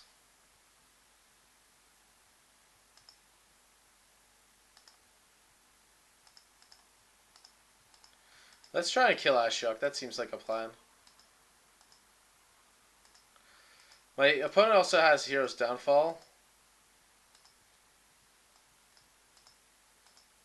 So I'm more tempted to go Fleece mainline Monstrous, just on his upkeep.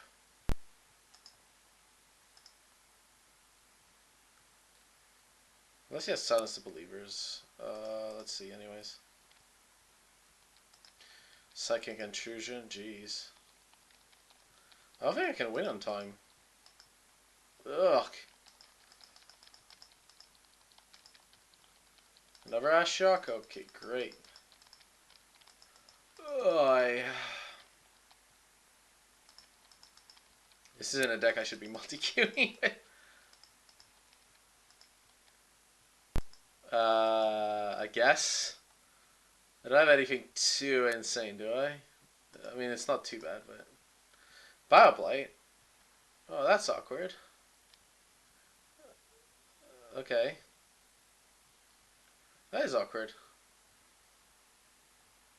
It's a good thing I didn't play this pre-combat. That would have been awkward.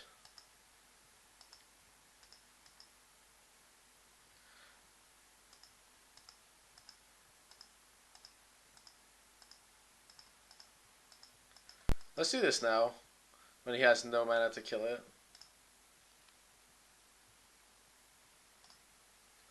That's not going to do anything, so...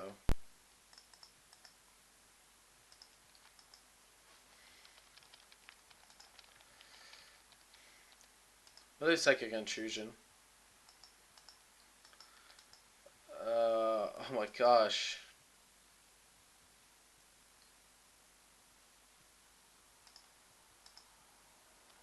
Just gonna F6. What the hell did he exile? Arbor Colossus? Yeah, that makes sense.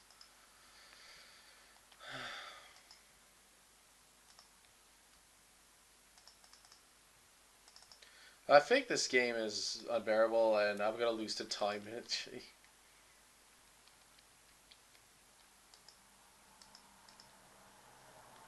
So free non-spells. two Elspeths, thanks for that. Yeah, Arbor Colossus. What I really need now is a Silence the Believers in this match if I want to win. Silence the Believers will win me this match. That's about it. Like, everything else is just not relevant.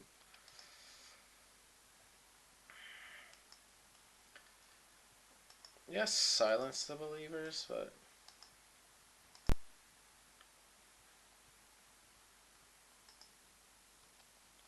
Can't even stop Ashiok anymore.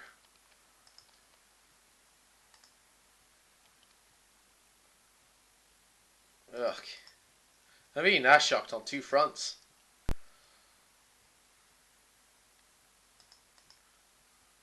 I don't think I can win this daily game. It's not possible. So he probably got some Silence the Believers, or... Wow, another Elspeth? So that's a 1 Elspeth? Jeez. Oh no. Is looking okay for my Silence the Believers. 1, 2, 3, 4, 5.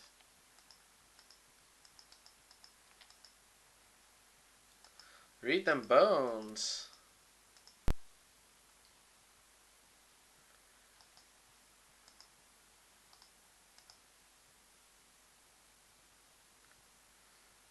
Um,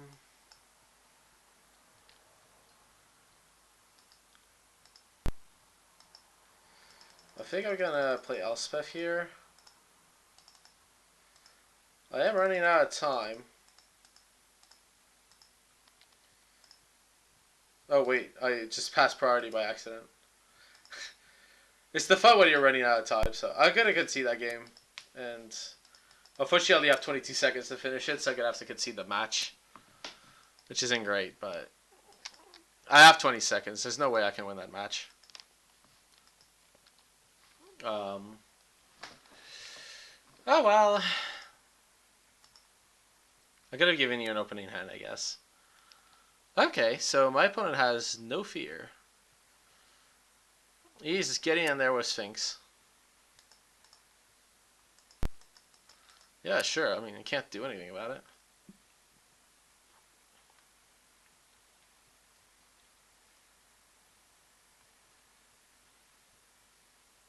He has another Sphinx on top. Wonderful. How much do I want Ashiok dead?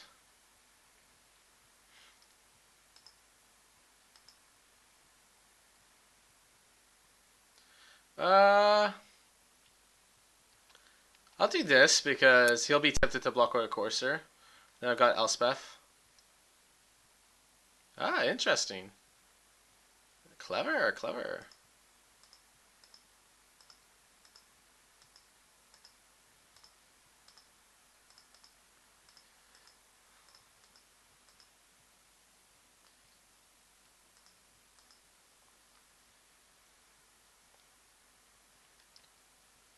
She gets downfall. I mean,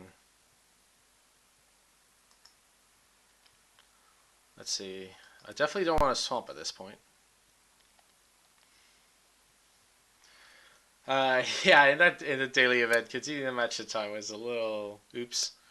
Especially when I was on the play and game free. Oh well. Can't blame anyone but myself, so.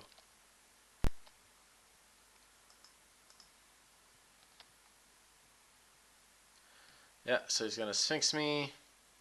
So this plan is to play Sphinx next turn and just kill me with two Sphinxes. Sphinx High, whatever it is.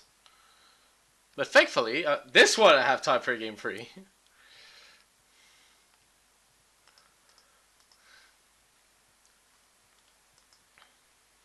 For God's sakes. Still have to attack with both.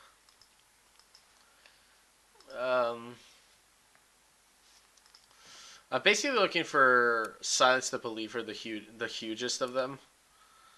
That would be an awesome Silence the Believers. I only have one though left in the deck. Pretty sure I got rid of it. It's just not. It doesn't feel good in most situations though.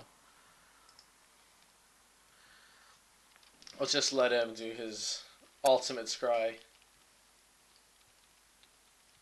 But yeah, killing this in block seems really impossible. I mean, I like Fleece Mane Lion, but 4/4 does not match against 3/5 very well. He puts another one on top, sure.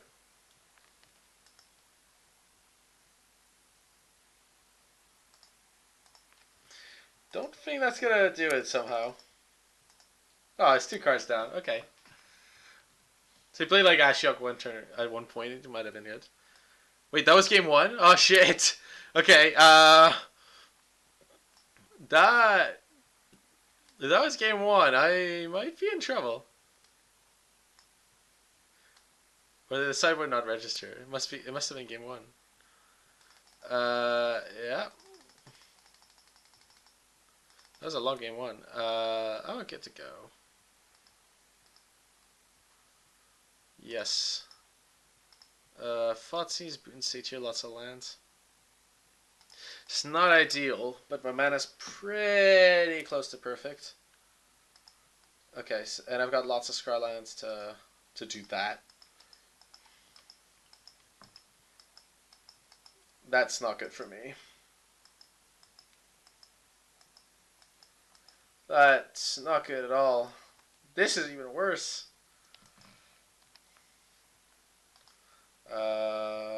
On top. It's nice to have an actual threat.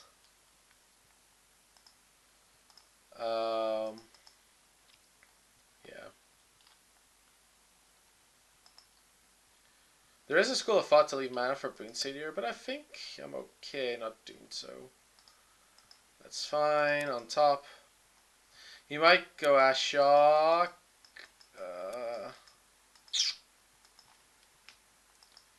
Debs the brakes.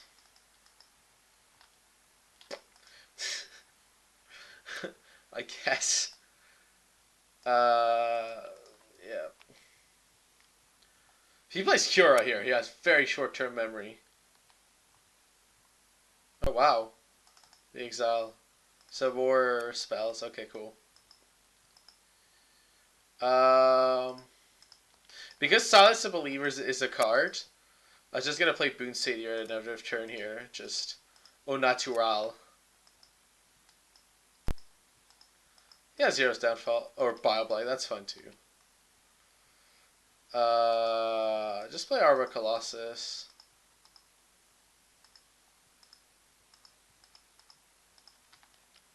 I don't like the fact we're playing the Ashok subgame here. Let me update the score for the daily. I may have to update the score for the 8-man soon. To one, one. Something happened. Oh, Cura bubbled. Got Fleeceman and Courser. I think it's particularly close here in terms of selection of what I do. Elspeth. Elspeth's gonna have to do something about Ashok. Oh, right. That Cura targeted Arbor Colossus. Okay. Oh my god, what have I done? Yeah, Elspeth is good when I make soldiers. I have to remember that.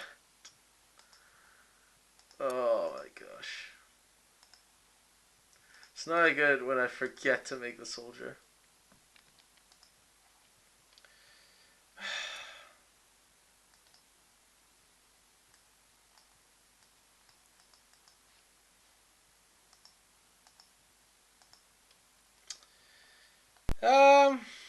Yeah. You're in my... That was not good. Because now Cura might threaten something.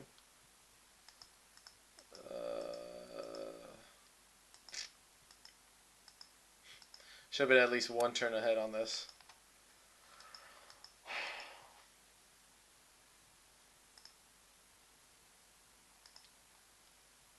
Wait, sorry, did he just... Oh, he has... He can give it hexproof, but... I can tap it on upkeep?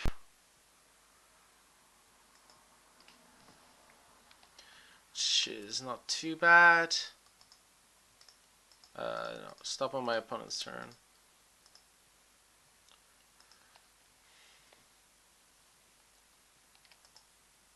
He also has... Actually, he has reach, so I don't need to do anything. I could just do this at, like, any time. Here. Temple of Malady first. Brimaz on top. Okay, I guess. I really wish I could punish my opponent by playing properly myself, but... Taps the Sphinx.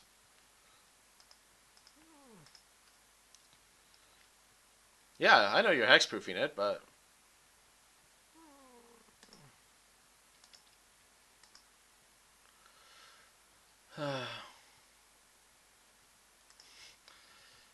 Secret tech. I'm not sure misplaying is very secret tech. It's definitely incorrect tech.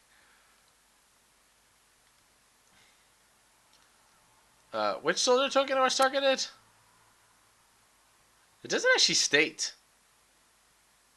So, I have to actually attack with all soldier tokens because I just don't know which one has what. Let's Thoughtseize first. Oh, let's Thoughtseize for black. Let's Thoughtseize with Temple of Silence. Let's do this properly on all fronts. Oh, he discarded Cura to give it hexproof. Brilliant. Okay. I just have to attack Cura with everything just because I don't know what got what.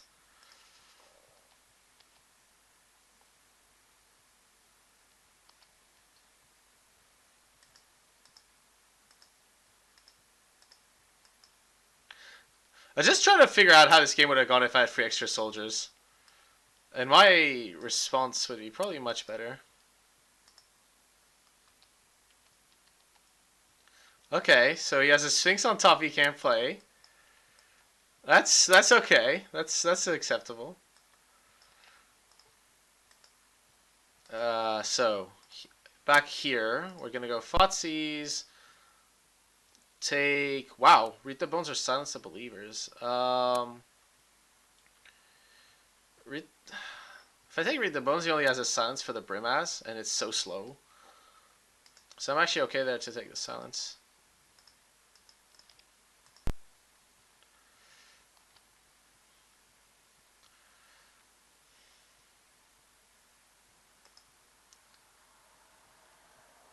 Oh, okay. Thanks for the help, by the way.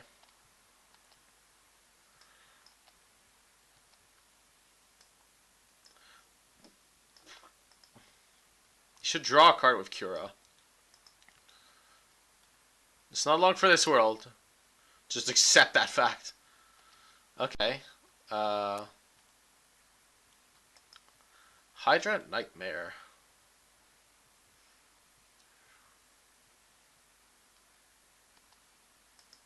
Okay. So his plan is to Perlucanos away. Some soldiers. I still think I have to silence the believers.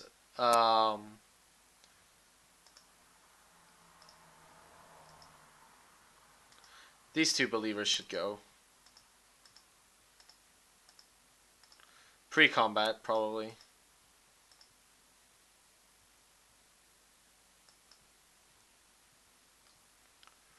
Don't forget my temple on top.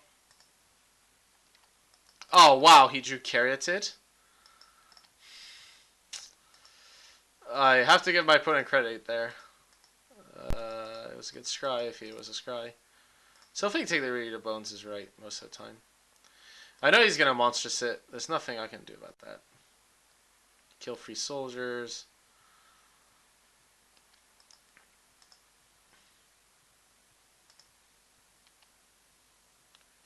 Do I want to scribe Brimast at the top? He's gonna have Sphinx, but I don't think that's gonna... I think it's fine to put it on top here. It's a threat. Before I forget, make some soldiers with Elspeth. And definitely have to attack Cura down.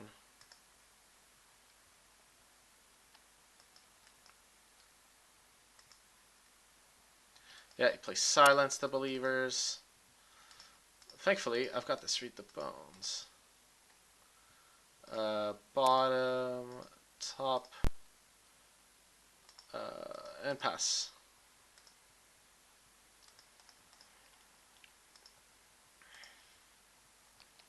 So he puts the Fleece Minion into play, which is fine. Then he puts this Sphinx into play. Oh, finally drawing cards like Cura. I guess Sphinx. Of course he has to draw a card. Yeah.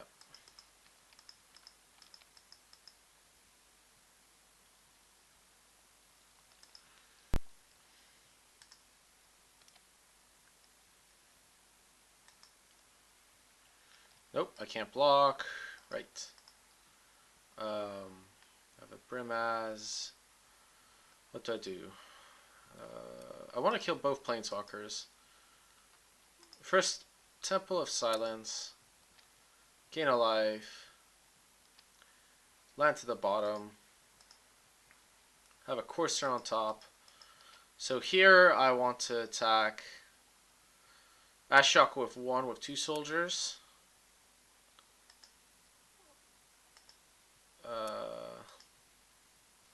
Actually, no, I'm okay with leaving Cura alive, I think.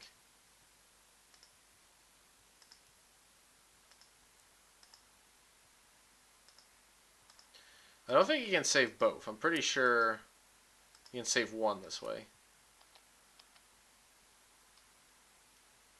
Not forget to make soldiers.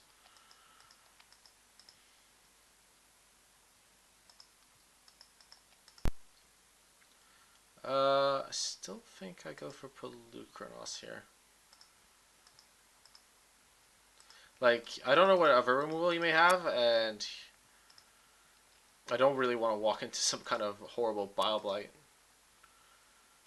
Okay, let him do his blocks. Let's see, yeah, okay, he's gonna save the Kiora. No, he saved none of them. That was good for me.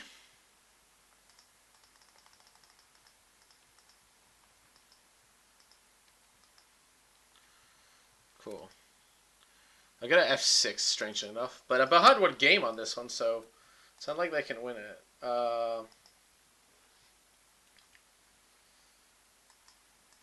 Can I F6 this guy? Sure. I'm going to attack first. Because I don't think there's anything that's going to shock me completely. Okay. Like, kill it now? That's, yep. Like, it's going to happen anyway, so... Fatsy's my opponent. Okay, so he has Forest and Temple of Deceit.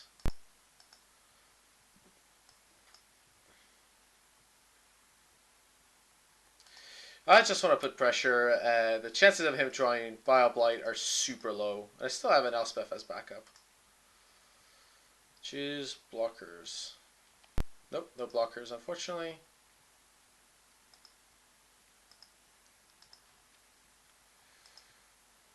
You can't monstrous this, right? No.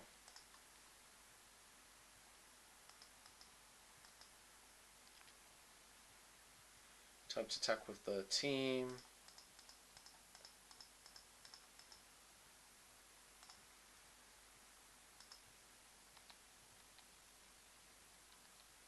His Bile Blight?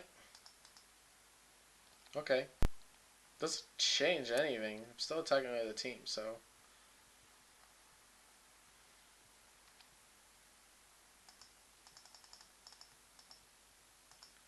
So the problem when he scries so much is, like, eventually he's gonna hit exactly what he wants. Oh, dissolve? But, yeah, sure. That's not a problem.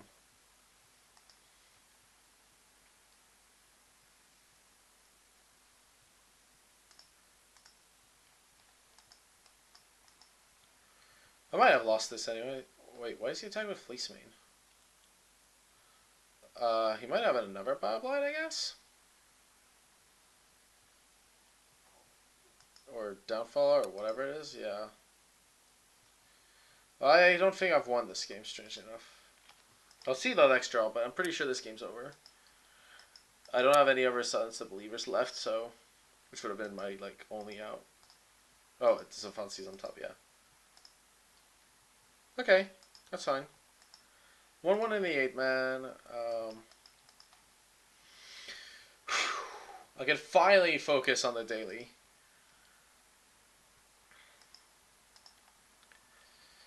Banishing Light. Hero's Downfall. Here's my question. How is my opponent greedy enough to wait on Bile Blight?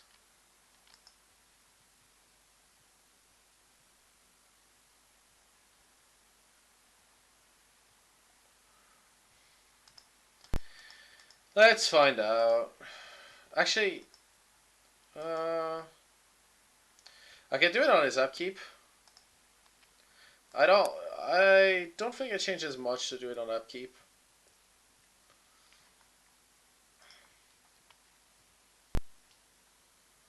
Except he taps mana, so... He has the same number of cards, and the clock doesn't really change much, so... And if he has... Yeah, there we go. Okay, he didn't have it. It happens, like... It's worth the 1 damage to take some insurance. Like, if he has, like, removal spell plus... Yeah, he has Hero's Downfall. Okay. I guess this is attacking for 4. I've got a Hero's Downfall in case he has a Kiora or an Ashiok.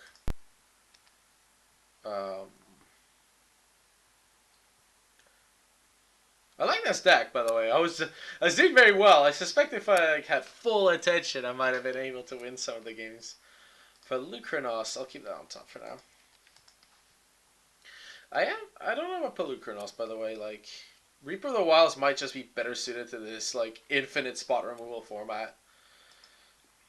And he kills Prognostic Sphinx. I like Pelucranos, but, yeah. Okay, well, let's bash in for 4. Then play Elspeth.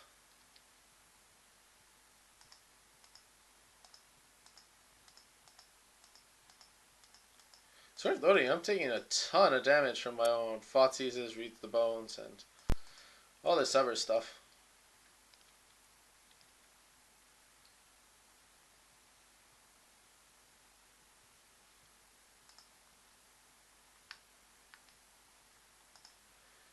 Let's see.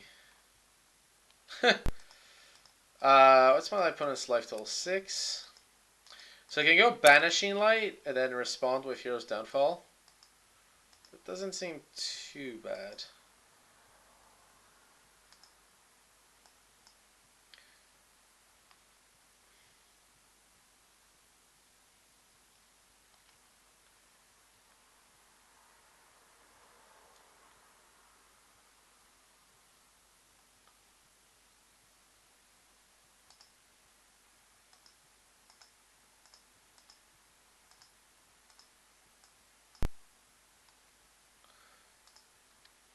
Yep. You've just seen a Prognostic Sphinx killed. You're not going to see that very often, trust me. So he has to chomp and he can't win because there's no spell in his deck that can win that.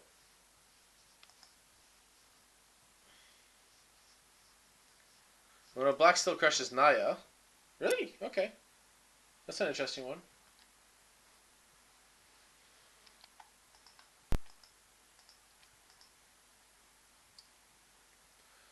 And Smasheroo. Suspect my opponent's just playing the clock here. There we go. Okay, so I'm 1 up.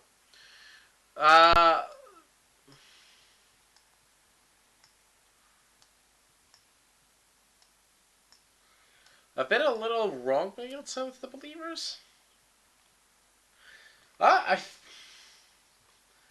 mean, Banishing Light is okay. It still feels better than Silence of Believers. I may have to look back at the Pro Tour coverage and check what Chapin was doing with these. Because he definitely faced the matchup, and there's a moment where they were saying exactly what he sideboarded. I need to check that. Let's see. Sylvan Caryatid. Yeah.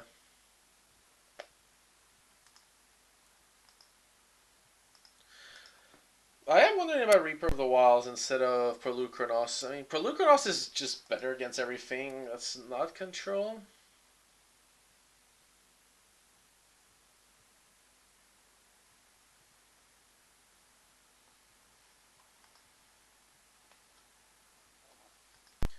Oh yeah, Destructive Reveille main deck is probably correct right now. The red-green aggro deck, the red-green Elspeth deck, they all play free main deck. And I'm pretty sure that's correct. Just because, if nothing else, this is a target. It's true that Chapin's deck doesn't have that many targets for it, but... This is interesting. Land light hand.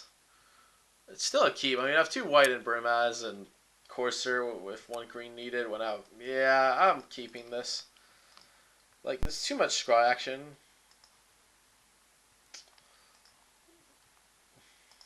That trigger, scry 1. That's going to be the most obnoxious trigger you're going to see in a long time. Raid the Bones is good in this matchup, but it's not going to beat having my lands on time.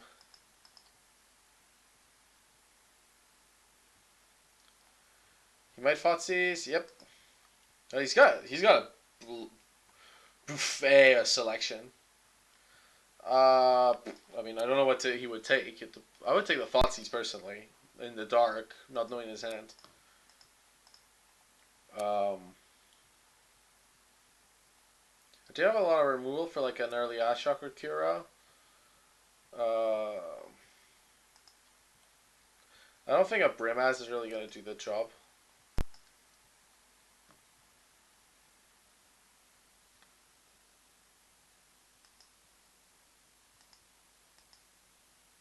I think this, but that's me. That's just me.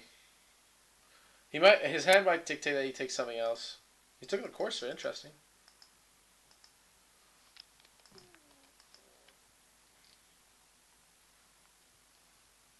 Second land drop. You want these. Land drops are good. I gotta keep this nice and ready.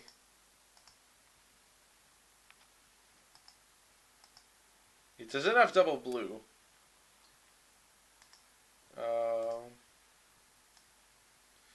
he does have double black. So it's always like, which flavor do I want? I like taking the Hero's Downfall here.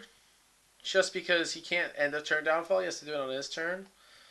They solve on Elspeth's Champion. It's like, how lucky do I feel he's not going to draw a blue Scry land?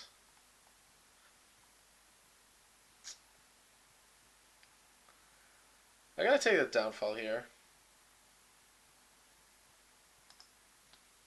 It might be wrong, but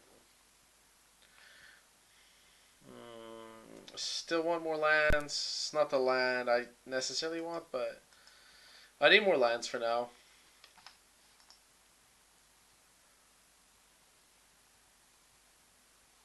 Forest, that's okay. I'm starting to, by the way, in this format, I'm starting to feel it's really important to see what your opponents have in terms of lands in play. It can really make the difference.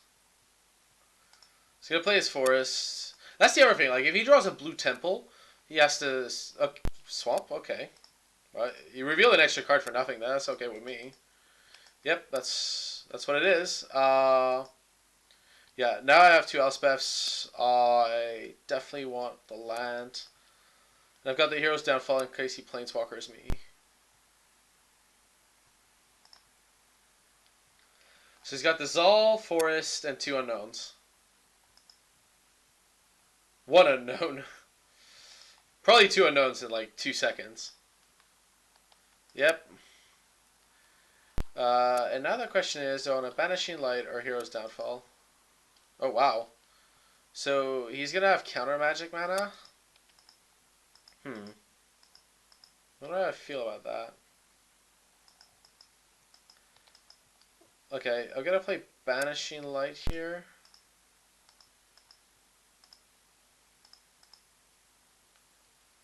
Because the Cura, I don't want that thing in play. It's already got enough of an advantage for my opponent.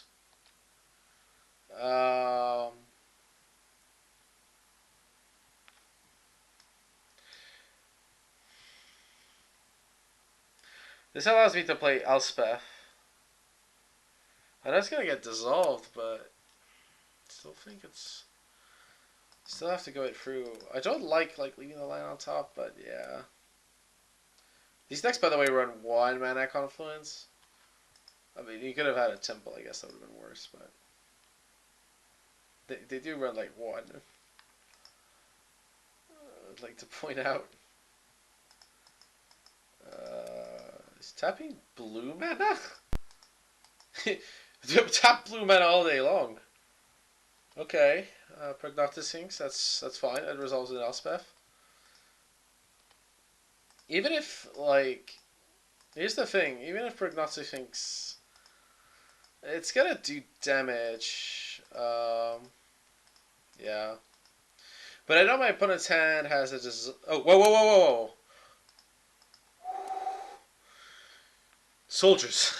I've not played... I must have, like, forgotten to play Elspeth online or something. Like...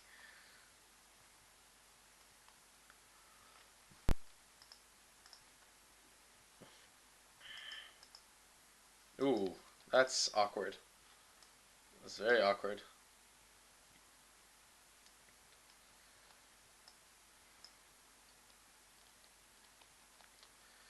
That's extremely awkward. Ugh, another Sphinx. Oh.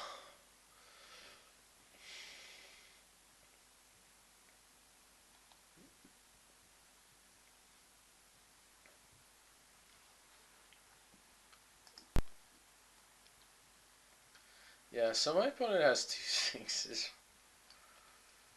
I will still Hero's Downfall this on upkeep. Will I? Leave Elspeth in play to make like two more tokens. On top, and on the bottom. I was worried for a second. I was like, it's probably like Sphinx land.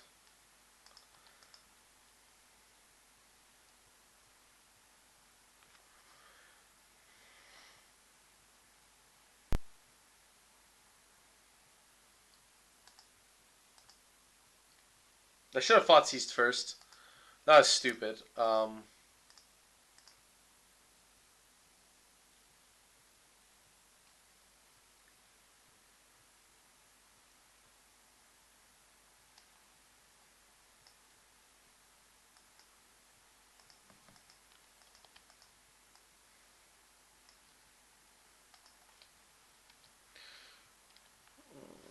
that sinking realization that I needed a second black.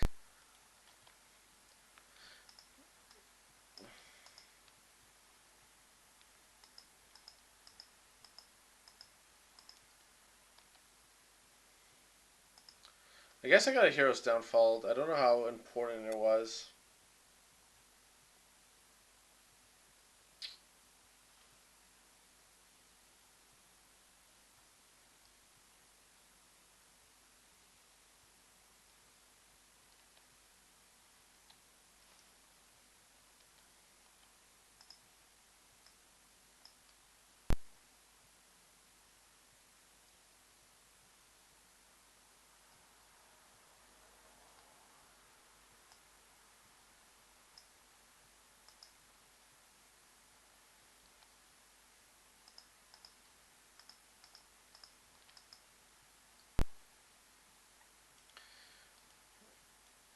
I have a few options here. I know he has a temple in hand. I just want to make sure I'm drawing spells. That's a spell. That's definitely a spell. I know he has a temple in hand, so there's no point in trying to make him discard it. One thing. I'm not doing this on stream because it would take forever. But what I would do normally is note down the cards that he's drawn on top of Courser. So, like, I know he has Temple of Deceit and name escapes me. Silence Believers. Um,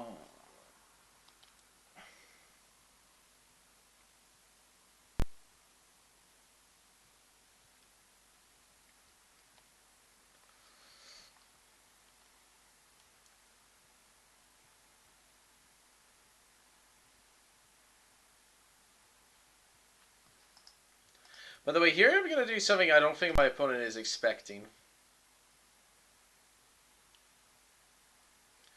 That course is not long for this world.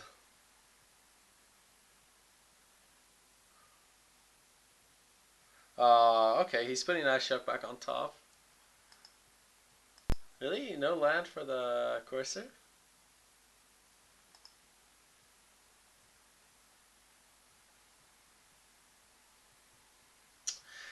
He saw it coming. Aww. I guess I could take it then.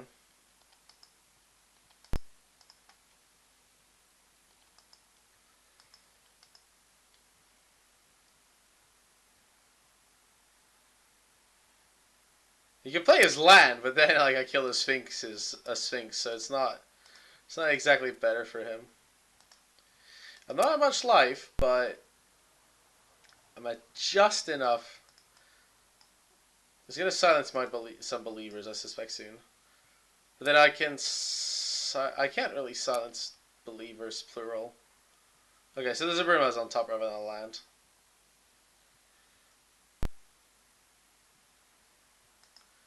It doesn't care.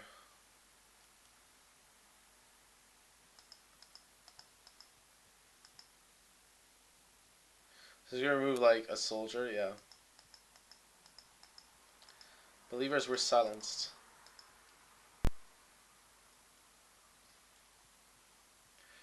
His last card in hand is a land. And I know I have a Brimaz on top, so let me think. He's gonna go down to 13. Problem is I have to cast Silence off of Mana Confluence, so it's actually a dead card. Oh wait, I can't even cast Elspeth because that kills me. Mm. I think I'll lose this game. It's like, I've got to go Silence, discards a card, it attacks me for free, down to 4. No, I have it out if he Ash Shocks me, actually.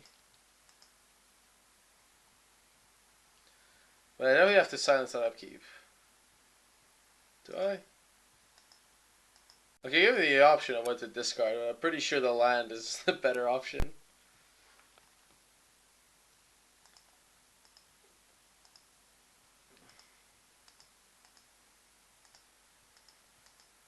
Took a while, but finally my own pain damage is influencing me. Yeah. Yep. That would have been a nice one if I had one more land to just go like bop bop. Um, my opponent is gonna hopefully Ashiok me. That's what I'm hoping for. I have no outs if my opponent doesn't Ashiok me.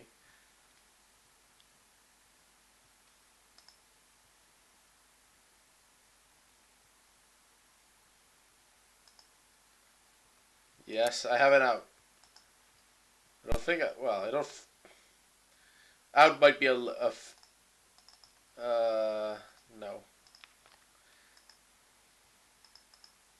Out might have been a little bit of an extreme term. I'm starting to think this Silence the Believers is not as bad as I was picturing it. But what else do I take out?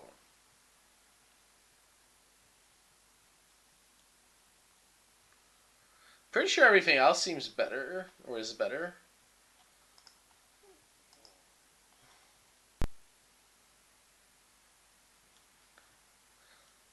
Like, I'm pretty sure Banishing Light has to be better.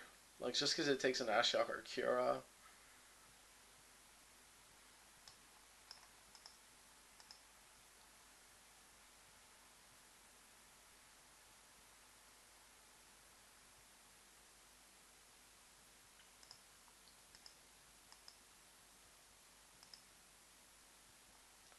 Okay, so I can go Thoughtseize on turn. I'm not gonna mulligan, and I would rather go Thoughtseize the turn after. I think. It gives me the extra card unless he has a Thoughtseize of his own, but then he has to have untapped land Thoughtseize. Do I want that? I'll get the second black at some point. I do have Courser. Hmm. Well, I need a second black at some point.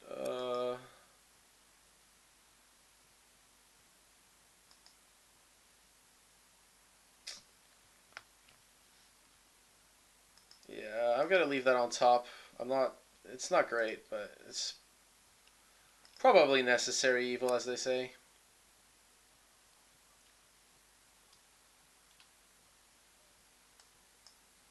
I'd have liked that to have that in my starting hand, so I didn't have any hesitation. But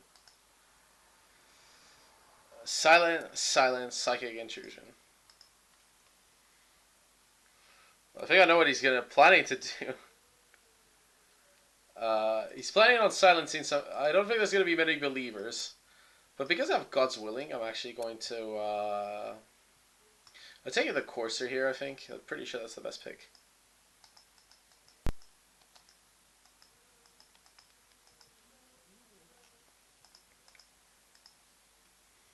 Yeah, Forest. Well, I drew the swamp, so yeah. Brimaz. Kitty Warrior.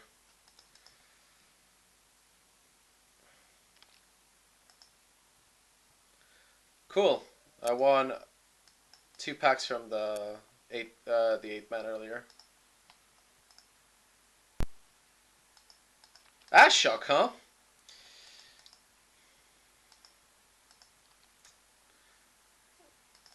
I'm okay with that. That's close to card draw. Second Brimaz. I don't actually care too much about Brimaz. I'm actually hoping for a non-land because I might take him off if I just go Cursor and land from my hand. Yeah, Silence the Believers. I mean, I don't. I think he'll kill Brimaz, especially if I keep the Courser on top. Yeah, keep the Courser on top just because then he kills the Brimaz and.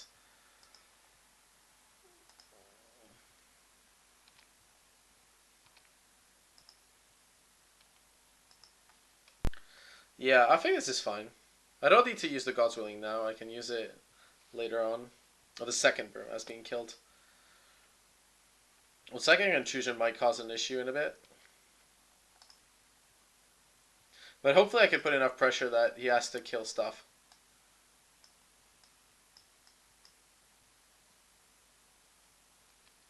Oh, of course. I should have put that on the bottom because he has Ashok. Oh, that was silly. Oh well, live and learn, I guess.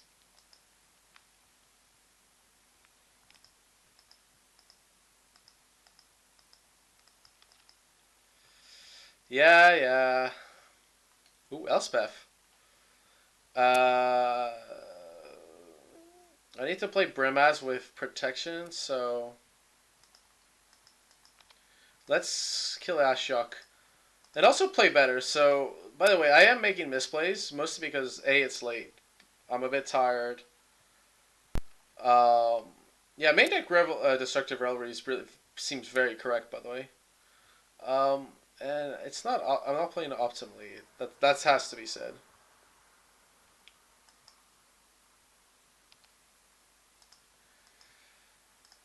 Just play like this. He does. I don't think he knows about the Temple of Silence, so.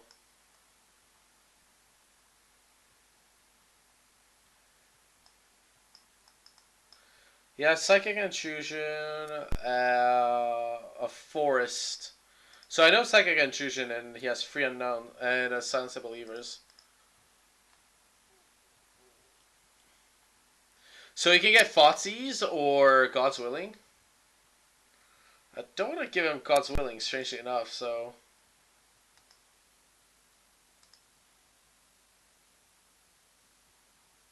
Oh, he can take God's Willing regardless of what I do. And I'm not going to scry away that card, so let him pick it. There's definitely a like argument for the Thoughtseize, so I don't want to make it free for him.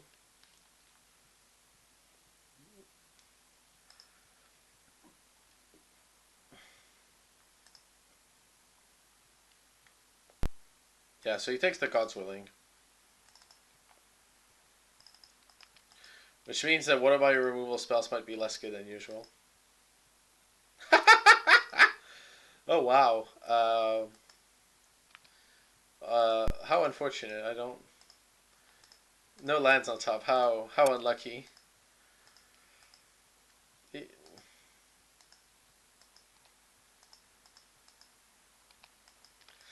He's going to have to silence a lot of those believers.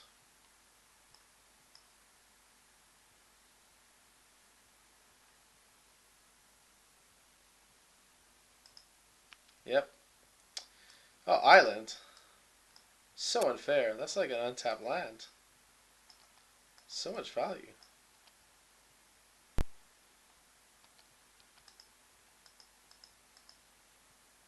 He doesn't have Silence to Believers mana.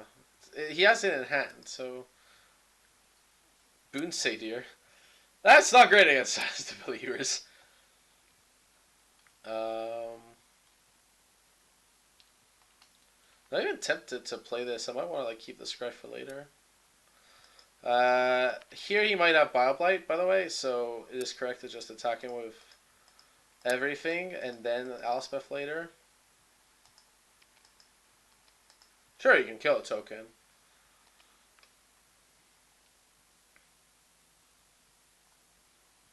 So you can play God's Willing at any time, by the way. Which is actually useful to get through this army of white tokens towards Elspeth.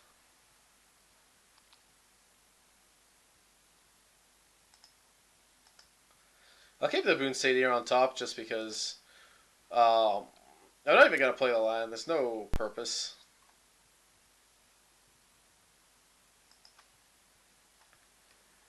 I'm pretty sure I'm winning this since it doesn't really have anything that I saw. Silence of Believers doesn't win him the game.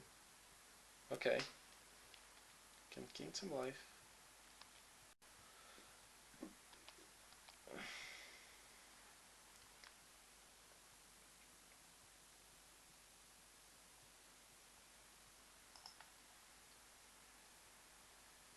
Definitely not misplaying this. This is only coming once you resolve Silence the Believers.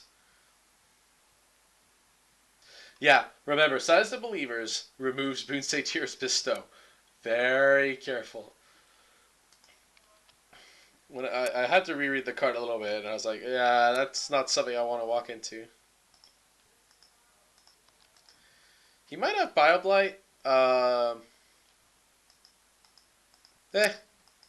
I'll just attack with every. Oh, I should have played the Temple of Silence, but before combat, by the way. Um, and I really should be attacking with all my creatures too. Like, there's a bunch of things I'm doing incorrectly here. Not that it matters, thankfully. Um, so okay, so we've got one more match in the daily. Uh, all things considered, like in terms of the speed at which I was playing, I haven't actually been that bad. I mean, it could be worse. I, um, it's. I mean, I've been playing horribly this deck. Like the number of misplays I've been making per game is horrendous, and I'm still like well ahead in games. I just need to understand the matchups a little better, right? So, um, the the Silence of Believers and Bug, like it seems good, right? Because the games always go long, and you're always gonna get to a point where it's gonna go for like basically what I call X equals 2, so like hit 2 targets, um, and even like hitting two sphinxes on upkeep or hitting like a courser and a sphinx is not that bad. Um, but it does seem like the weakest card. You definitely don't want 4. I know you want to cut some, but I wonder if you cut a Banishing Light and 2 silences rather than 3. Um, Now this might seem like a mundane thing. You might think like, oh, by the way, oh yeah, if I cut 1 card, does it matter in the grand scheme of things?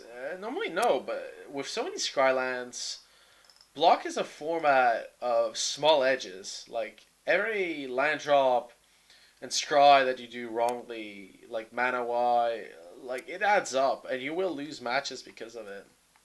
Uh, so by the way, for those like kind of joining a little later, I've been playing Patrick Chapin's Winning Pro Tour deck. Um, it's very good. Uh, Even I'm playing it horribly, by the way, right now. Like that. This is what happens when you start playing a format. You always play terrible. Not always, but like yeah. Um, and I'm just learning, so I'm doing a lot of mistakes. But this deck has a lot of raw power, and it's really a good base. So while I won't be playing this tomorrow, I'm gonna see what I switch to. Uh, but this is definitely a deck you. Well, I mean, consider. But if you're not considering playing this, you need to have a plan for this matchup. You need to think, how do my threats line up against Brimaz and Fleece Main Lion, of course, of Krufix, and All this removal. I'm actually starting to think Reaper of the Wilds might be one of the best positioned cards in the whole block. Um, Especially if you're facing a ton of Brimaz coursers. Like, the 4 power is relevant. If they double block, you can Death Touch. The Hexproof is insane. Um, Although it does cost mana, so Reaper and Elspeth in the same deck is awkward. Because on the one, because you kind of, and also Reaper dies to Elspeth, so there's the kind of that weird dynamic. Um, like in this deck, very little dies to Elspeth's plus minus ability. I think you have Pelucranos. If that fake sticks, you probably don't care. And Arbor Colossus. By the way, I'm really liking Arbor Colossus. I think it's a great answer to Sphinx and to what's a Storm Breath Dragon. Not just because of the monstrous, but because it's just a 6/6 flyer. Like if they have a Sphinx, they can give it a hexproof all they want. That thing's in a block. They do have like 8 removal spells. Like that's a lot. But the Buck deck. Remember that in a mirror, you may board out a large. You know the hero's downfall stay, but some of the silences go out, and if he's the last man standing, he's a big last man standing. This is no joke. And yeah, the mana is actually not that bad. The mana in this deck's a little better because you have 4 mana confluence. While the control deck can't really afford more than 1, it's like a bonus land, right? You don't really want to be pinging yourself every turn and play Thoughtseize and read the bones. Like that's the thing. I haven't really faced an aggro deck yet. Like I just haven't faced aggro. It's all been like mid range grind. If I faced, I'd like to face aggro in the last round, just see how it goes, because I'm pretty sure this deck crushes aggro, but I mean, yeah. The problem is, like, I say it crushes aggro, but this is really a free drop, and this is really a 4 drop. Like, this is a free drop when you go Caryatid, basically.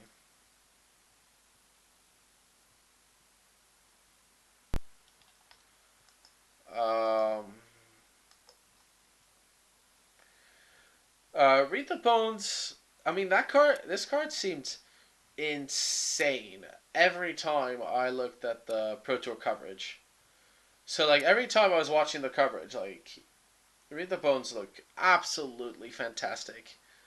Um, like you're in a position where everything's like a 1-for-1. You're scrying, you're trying to keep advantage, like you're trying to avoid as many dead draws as possible.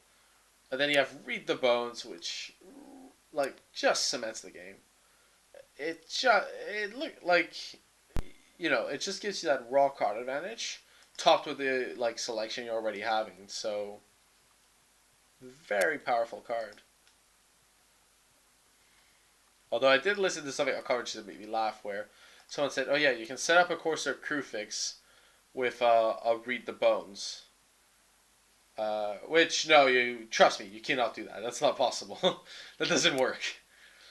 Um, you can definitely like scry too, and like if you hit a line, like take it with Corsair, but that's about it.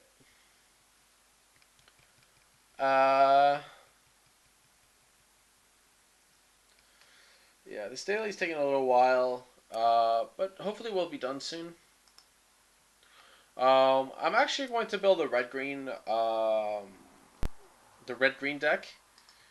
That I'm thinking of playing tomorrow. I need some more cards for it, which I will search for. Um, Give me a second to like kind of put that up. So new, yes, it's definitely saved. Feroz block.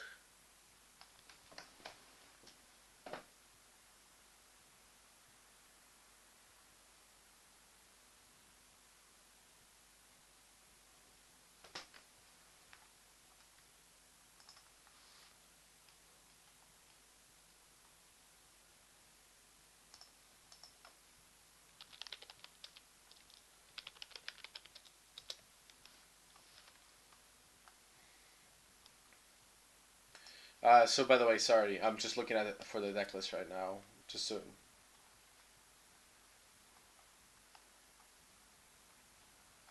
Um, this deck list is one of the most winning deck lists of the whole tournament. I probably should look for Golden Hind since it's the Golden Hind deck. There we go.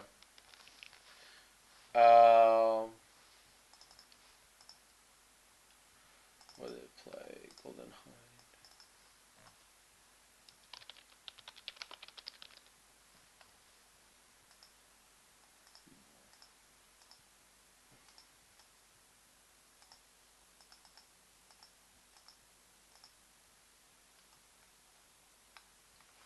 Okay, I'm not convinced about the current version of this deck, but we'll see.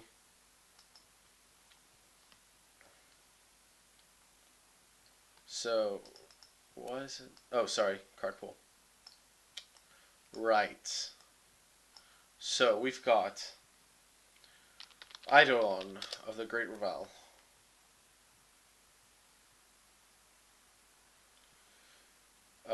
Not my cards necessarily. Mana Confluence.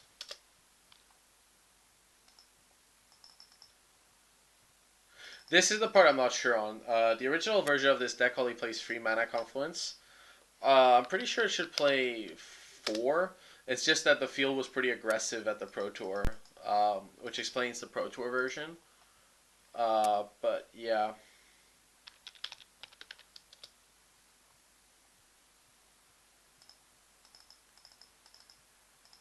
Fanatic of Xenagos.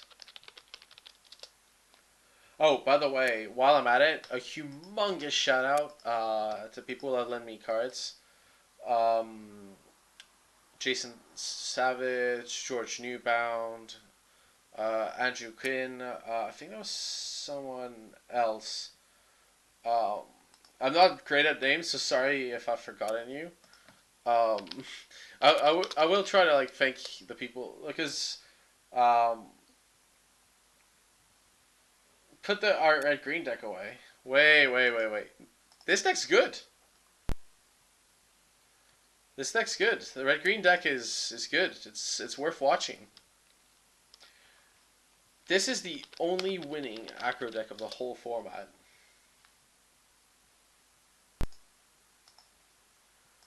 Like there actually is not a deck that has won more than this deck.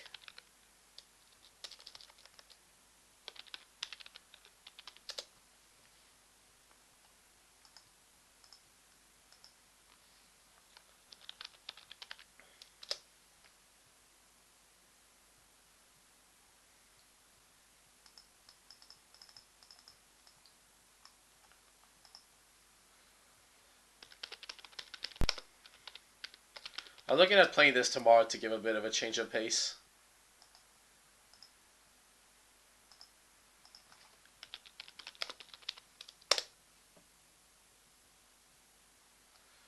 Look, while I don't usually play aggro, this is the only aggro deck that works.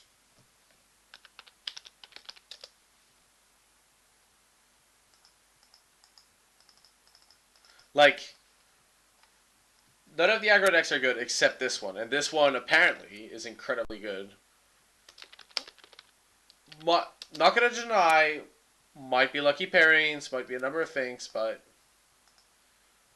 it's always worth when you're testing, investigating decks like this. Worst case scenario, it's bad. I don't play it, but it's very important for me to try this out.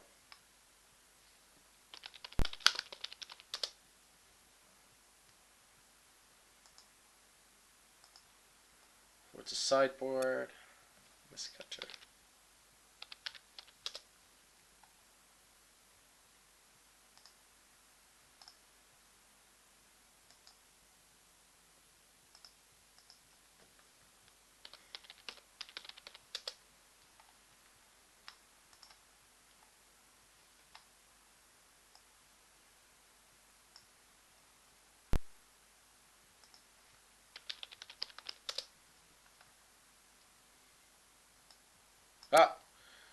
Ah, so we're playing again with Chapin's deck. I'll save this for another time.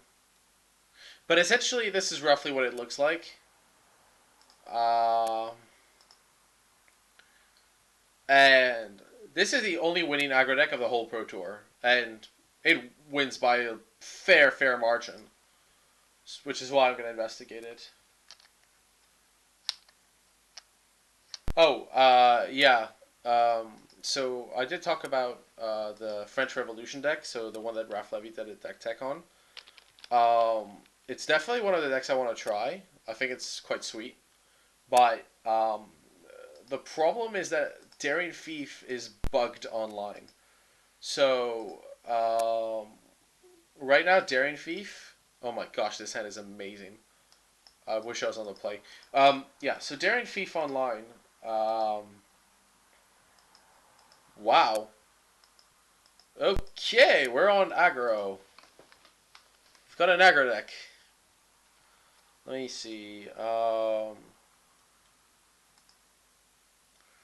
What's my turn? What's my sequence? Temple of Silence, Forest, Mana Confluence. Let's look at sequence.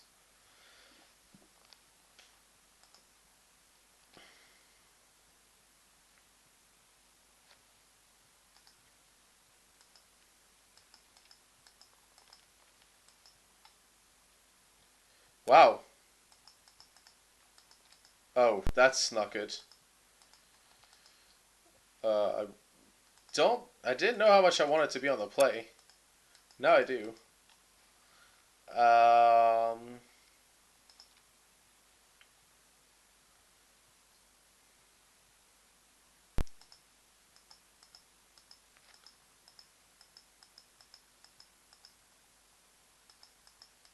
Launch the fleet. Oh wow, ordeal. That is one risky play.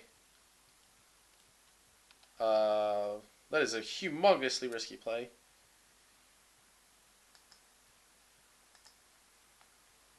Okay, like, yeah, by the way, if you're playing against that deck, always kill the creature when you have a chance. And I'm actually aggressive here. Because he has 2 mana confluence. At some point, that's going to kill him. Like, I can't block if he attacks, so... Dragon Mantle, okay. Sure. Sure. Sure. Um...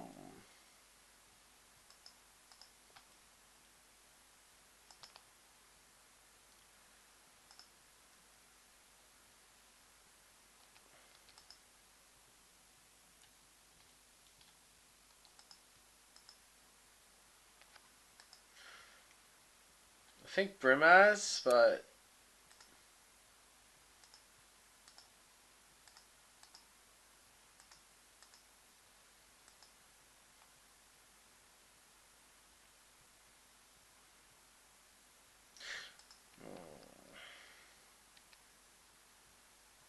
Should have played that on upkeep, really.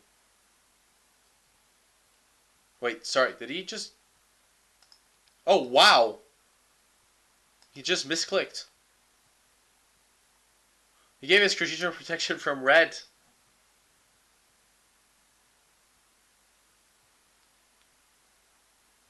Oh, wow. I don't need a song because I'm going to carry the deep Brimaz, but...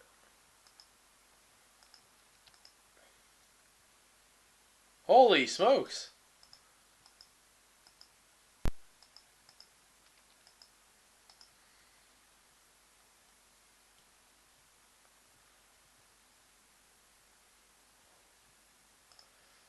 Yeah.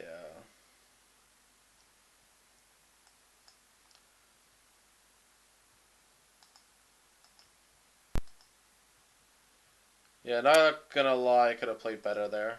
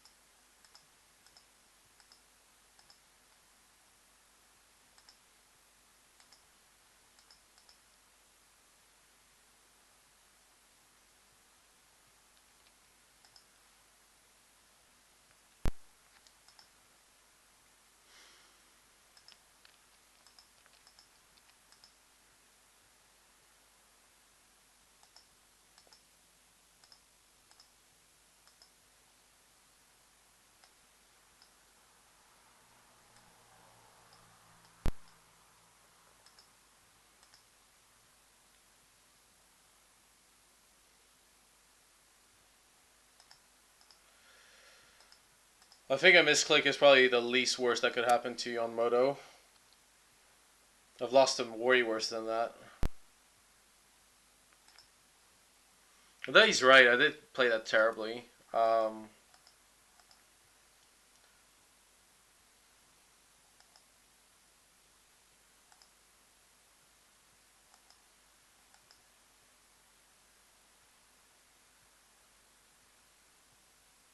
I'm just trying to figure out how I could ever have played around that God's Willing. I mean, even on upkeep, like my alternative play is to play Brimass.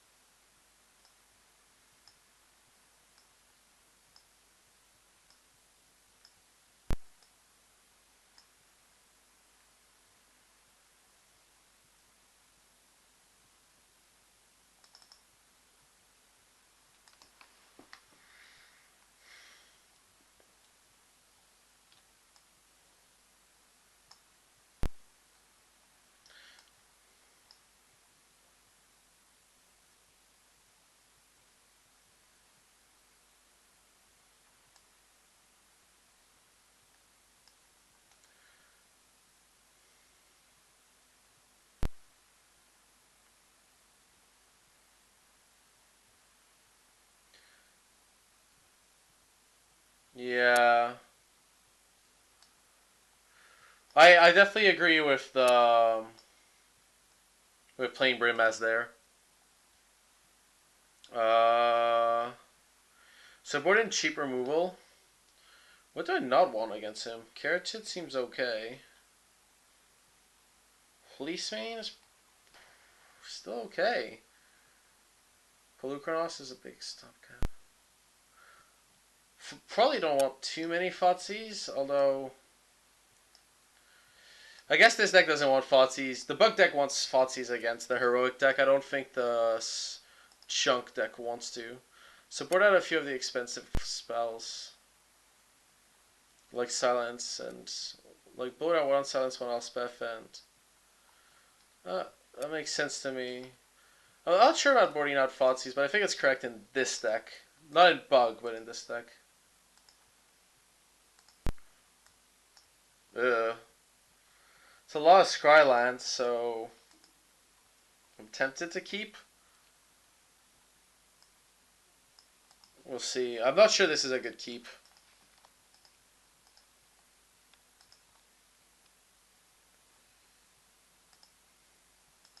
Yeah, I think playing Brimaz is right because Brimaz plays around God's Willing not too badly and allows me to pressure him with his mana confluence. Um, so it gives me two options. Okay.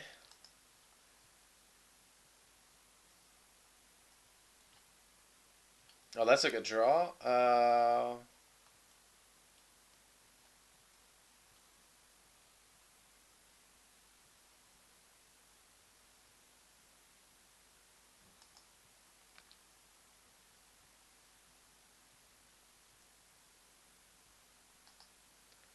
Definitely want to fret at some point. That 5/5 like just wins the game, so.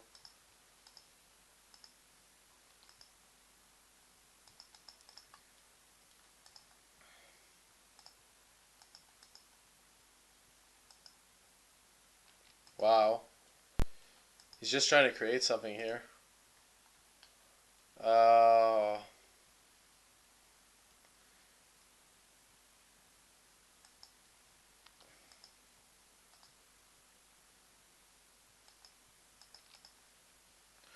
well then, we won game one. Um, and we might win this game too.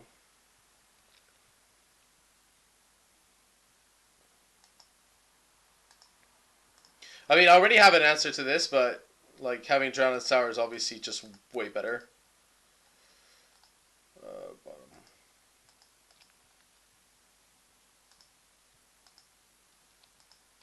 Yeah, like all the heroic decks are bad.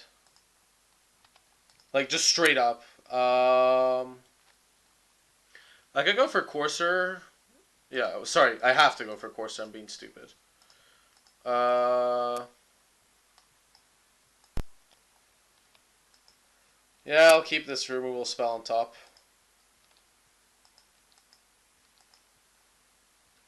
Like, yeah.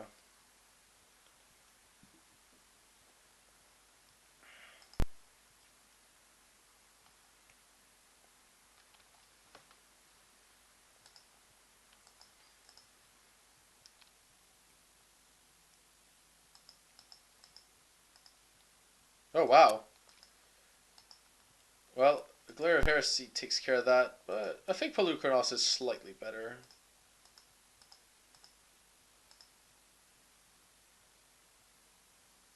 Uh, wait yeah, I don't think there's any. Might as well play the Skyline first. It's no cost.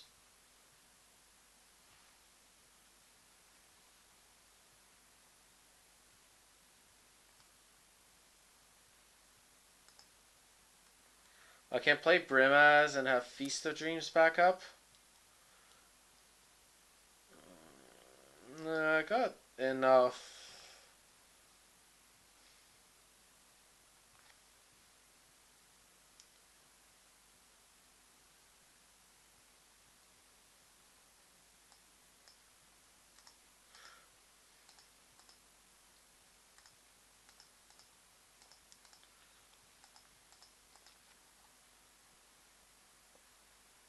I can go. Yeah.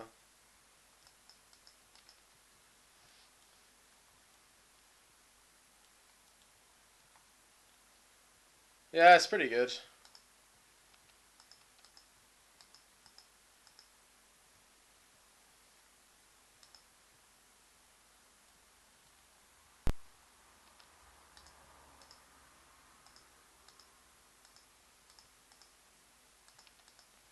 Yeah, this this is pretty okay.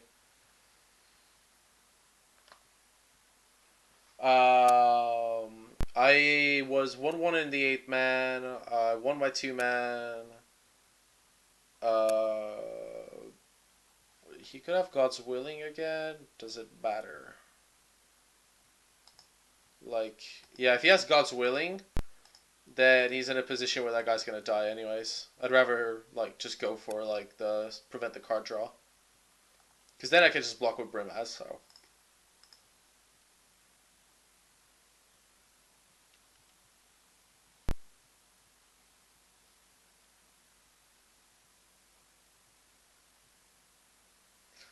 yeah, I see what you mean. Okay, he's gonna coordinate assault my guys. Okay, so we end on 3-1. And with infinite misplays, like literal infinite. I think I finished 5-2 with this deck. Uh,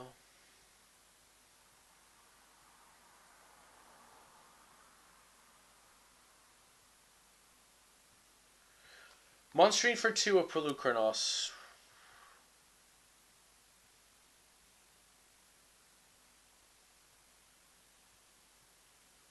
Not really. Like, if I put Brimaz in play with Feast of Dreams, like, I actually cannot lose. There's nothing like it's really rare for me to lose, anyways. But like there, it's guaranteed I can't lose.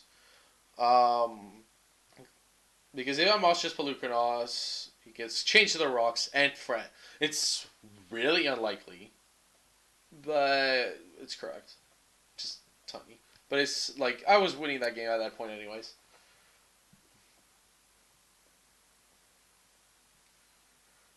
So yeah, to sum up the session, I went 3-1 in the daily, 1-1 in the 8 man that I played, and then 1-0 in the 2 men. So that I mean, I must play horribly. I'm gonna upload this on YouTube. It's yeah, I played horribly the whole way through, but the deck is so powerful. It's actually like it helped that much. So yeah, that's the gist. If you want to play Chapin's deck at the Grand Prix as is, you really can't be wrong. Like, you could change like 0 cards in this deck and you'd be correct to play it. Oh yeah. My favorite list from the Pro Tour, the Inspired deck is the coolest deck. Like in my view, that's the deck I really wanted to play, but the bug with Daring Thief on Moto prevents me. So annoying. Um, so yeah, that's basically it. Like, definitely would have loved to play the Daring Thief deck, but can't. It's my favorite deck from the Pro Tour. Like in term because it's winning, it's really cool. Like it's got both factors, so that's good. I mean, the other decks I'm gonna try are we talked about Red Green a lot. I want to try the Bant's Planeswalker deck because it was created by one guy. Uh, yeah.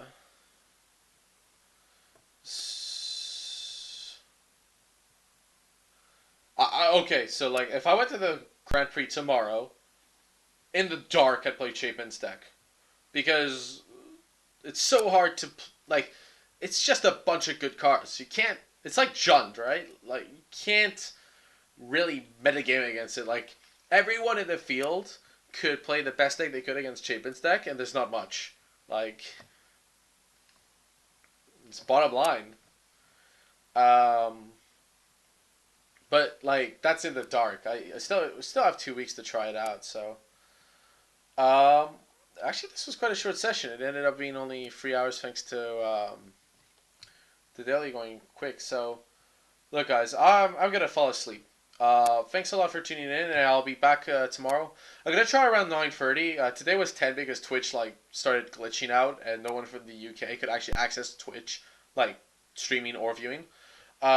So I'm gonna come back and do block again around 9:30. I'll present the deck, and yeah. What deck do I think just before the stream ends? Uh,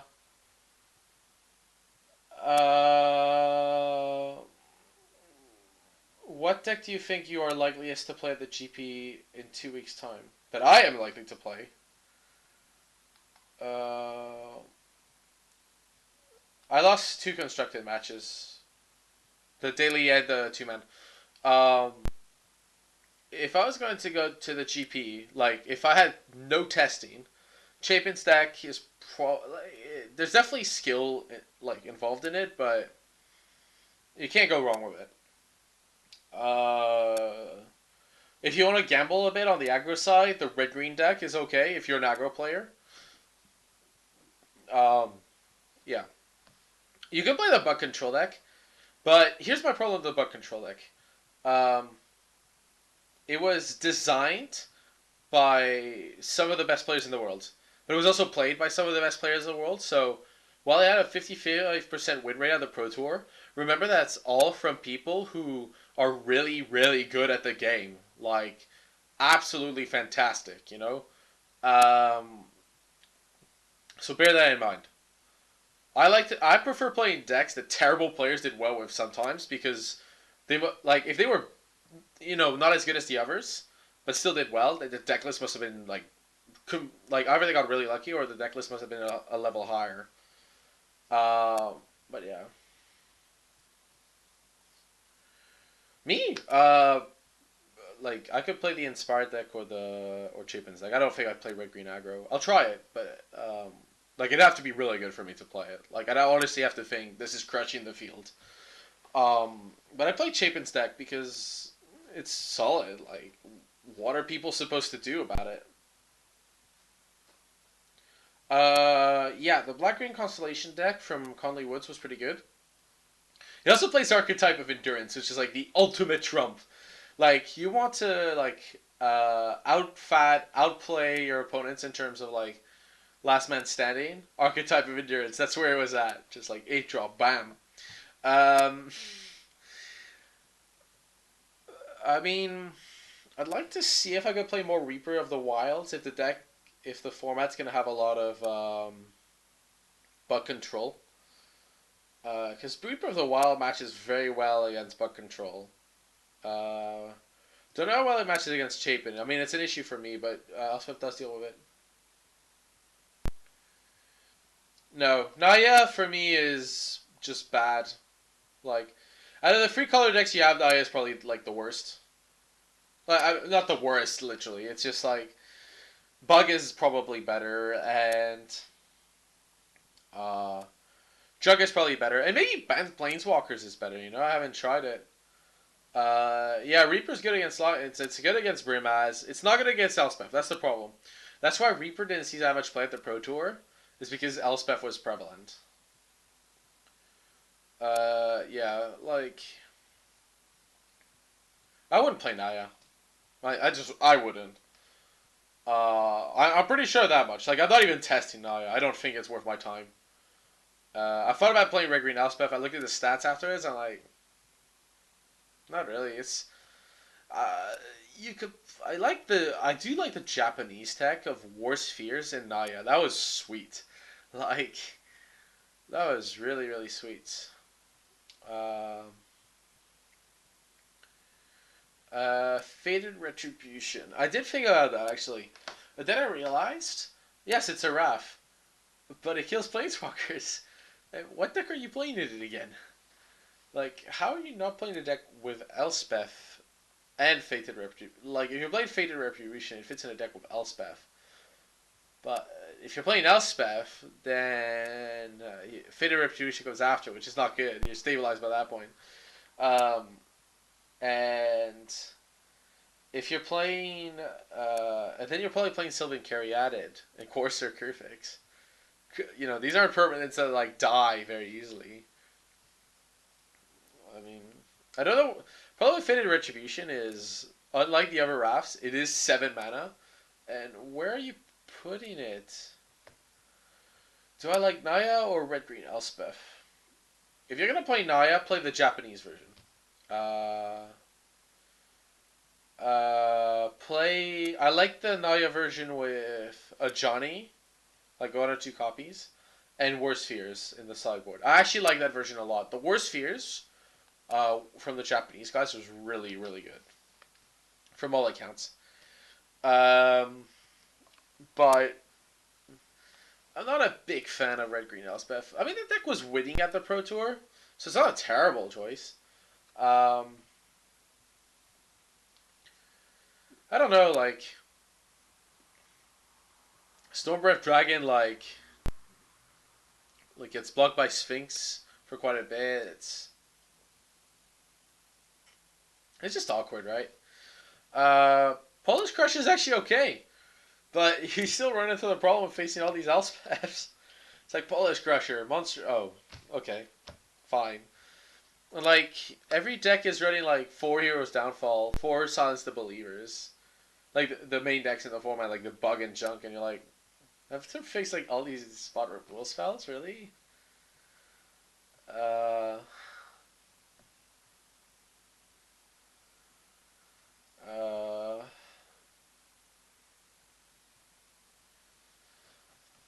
uh, I mean, yeah, it doesn't kill gods, but remember the problem with the gods is that the format's removal for enchantments is Banishing Light, um, Unravel the Ether, and Deicide.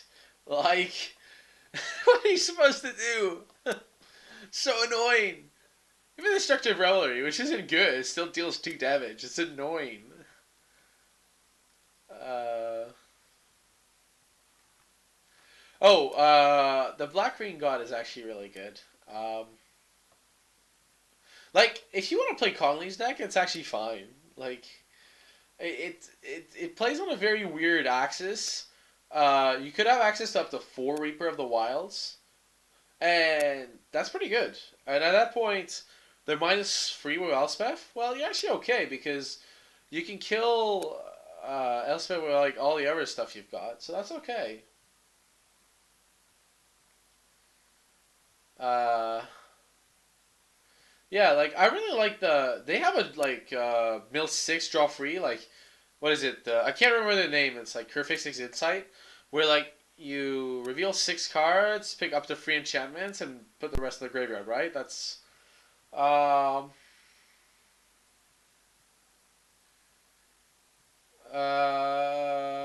yeah. I mean, It's not a bad deck. I could see it. I could definitely see it. Um,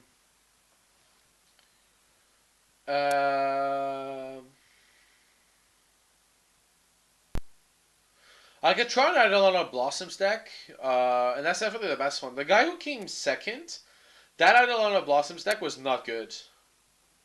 Um, like the guy played probably fine, but I don't think the deck was very good. I do agree with the optic of having Elspeth and junk. Like I can't see like having access to white mana and not playing Elspeth unless you're like super aggro. Like that makes no sense to me. Uh, so yeah, I do like Conley's deck. I'm gonna see if I can try that a little later.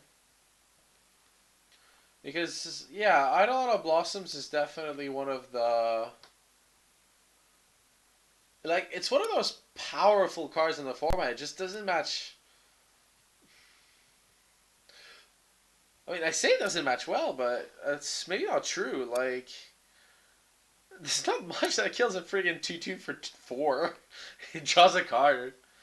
Um,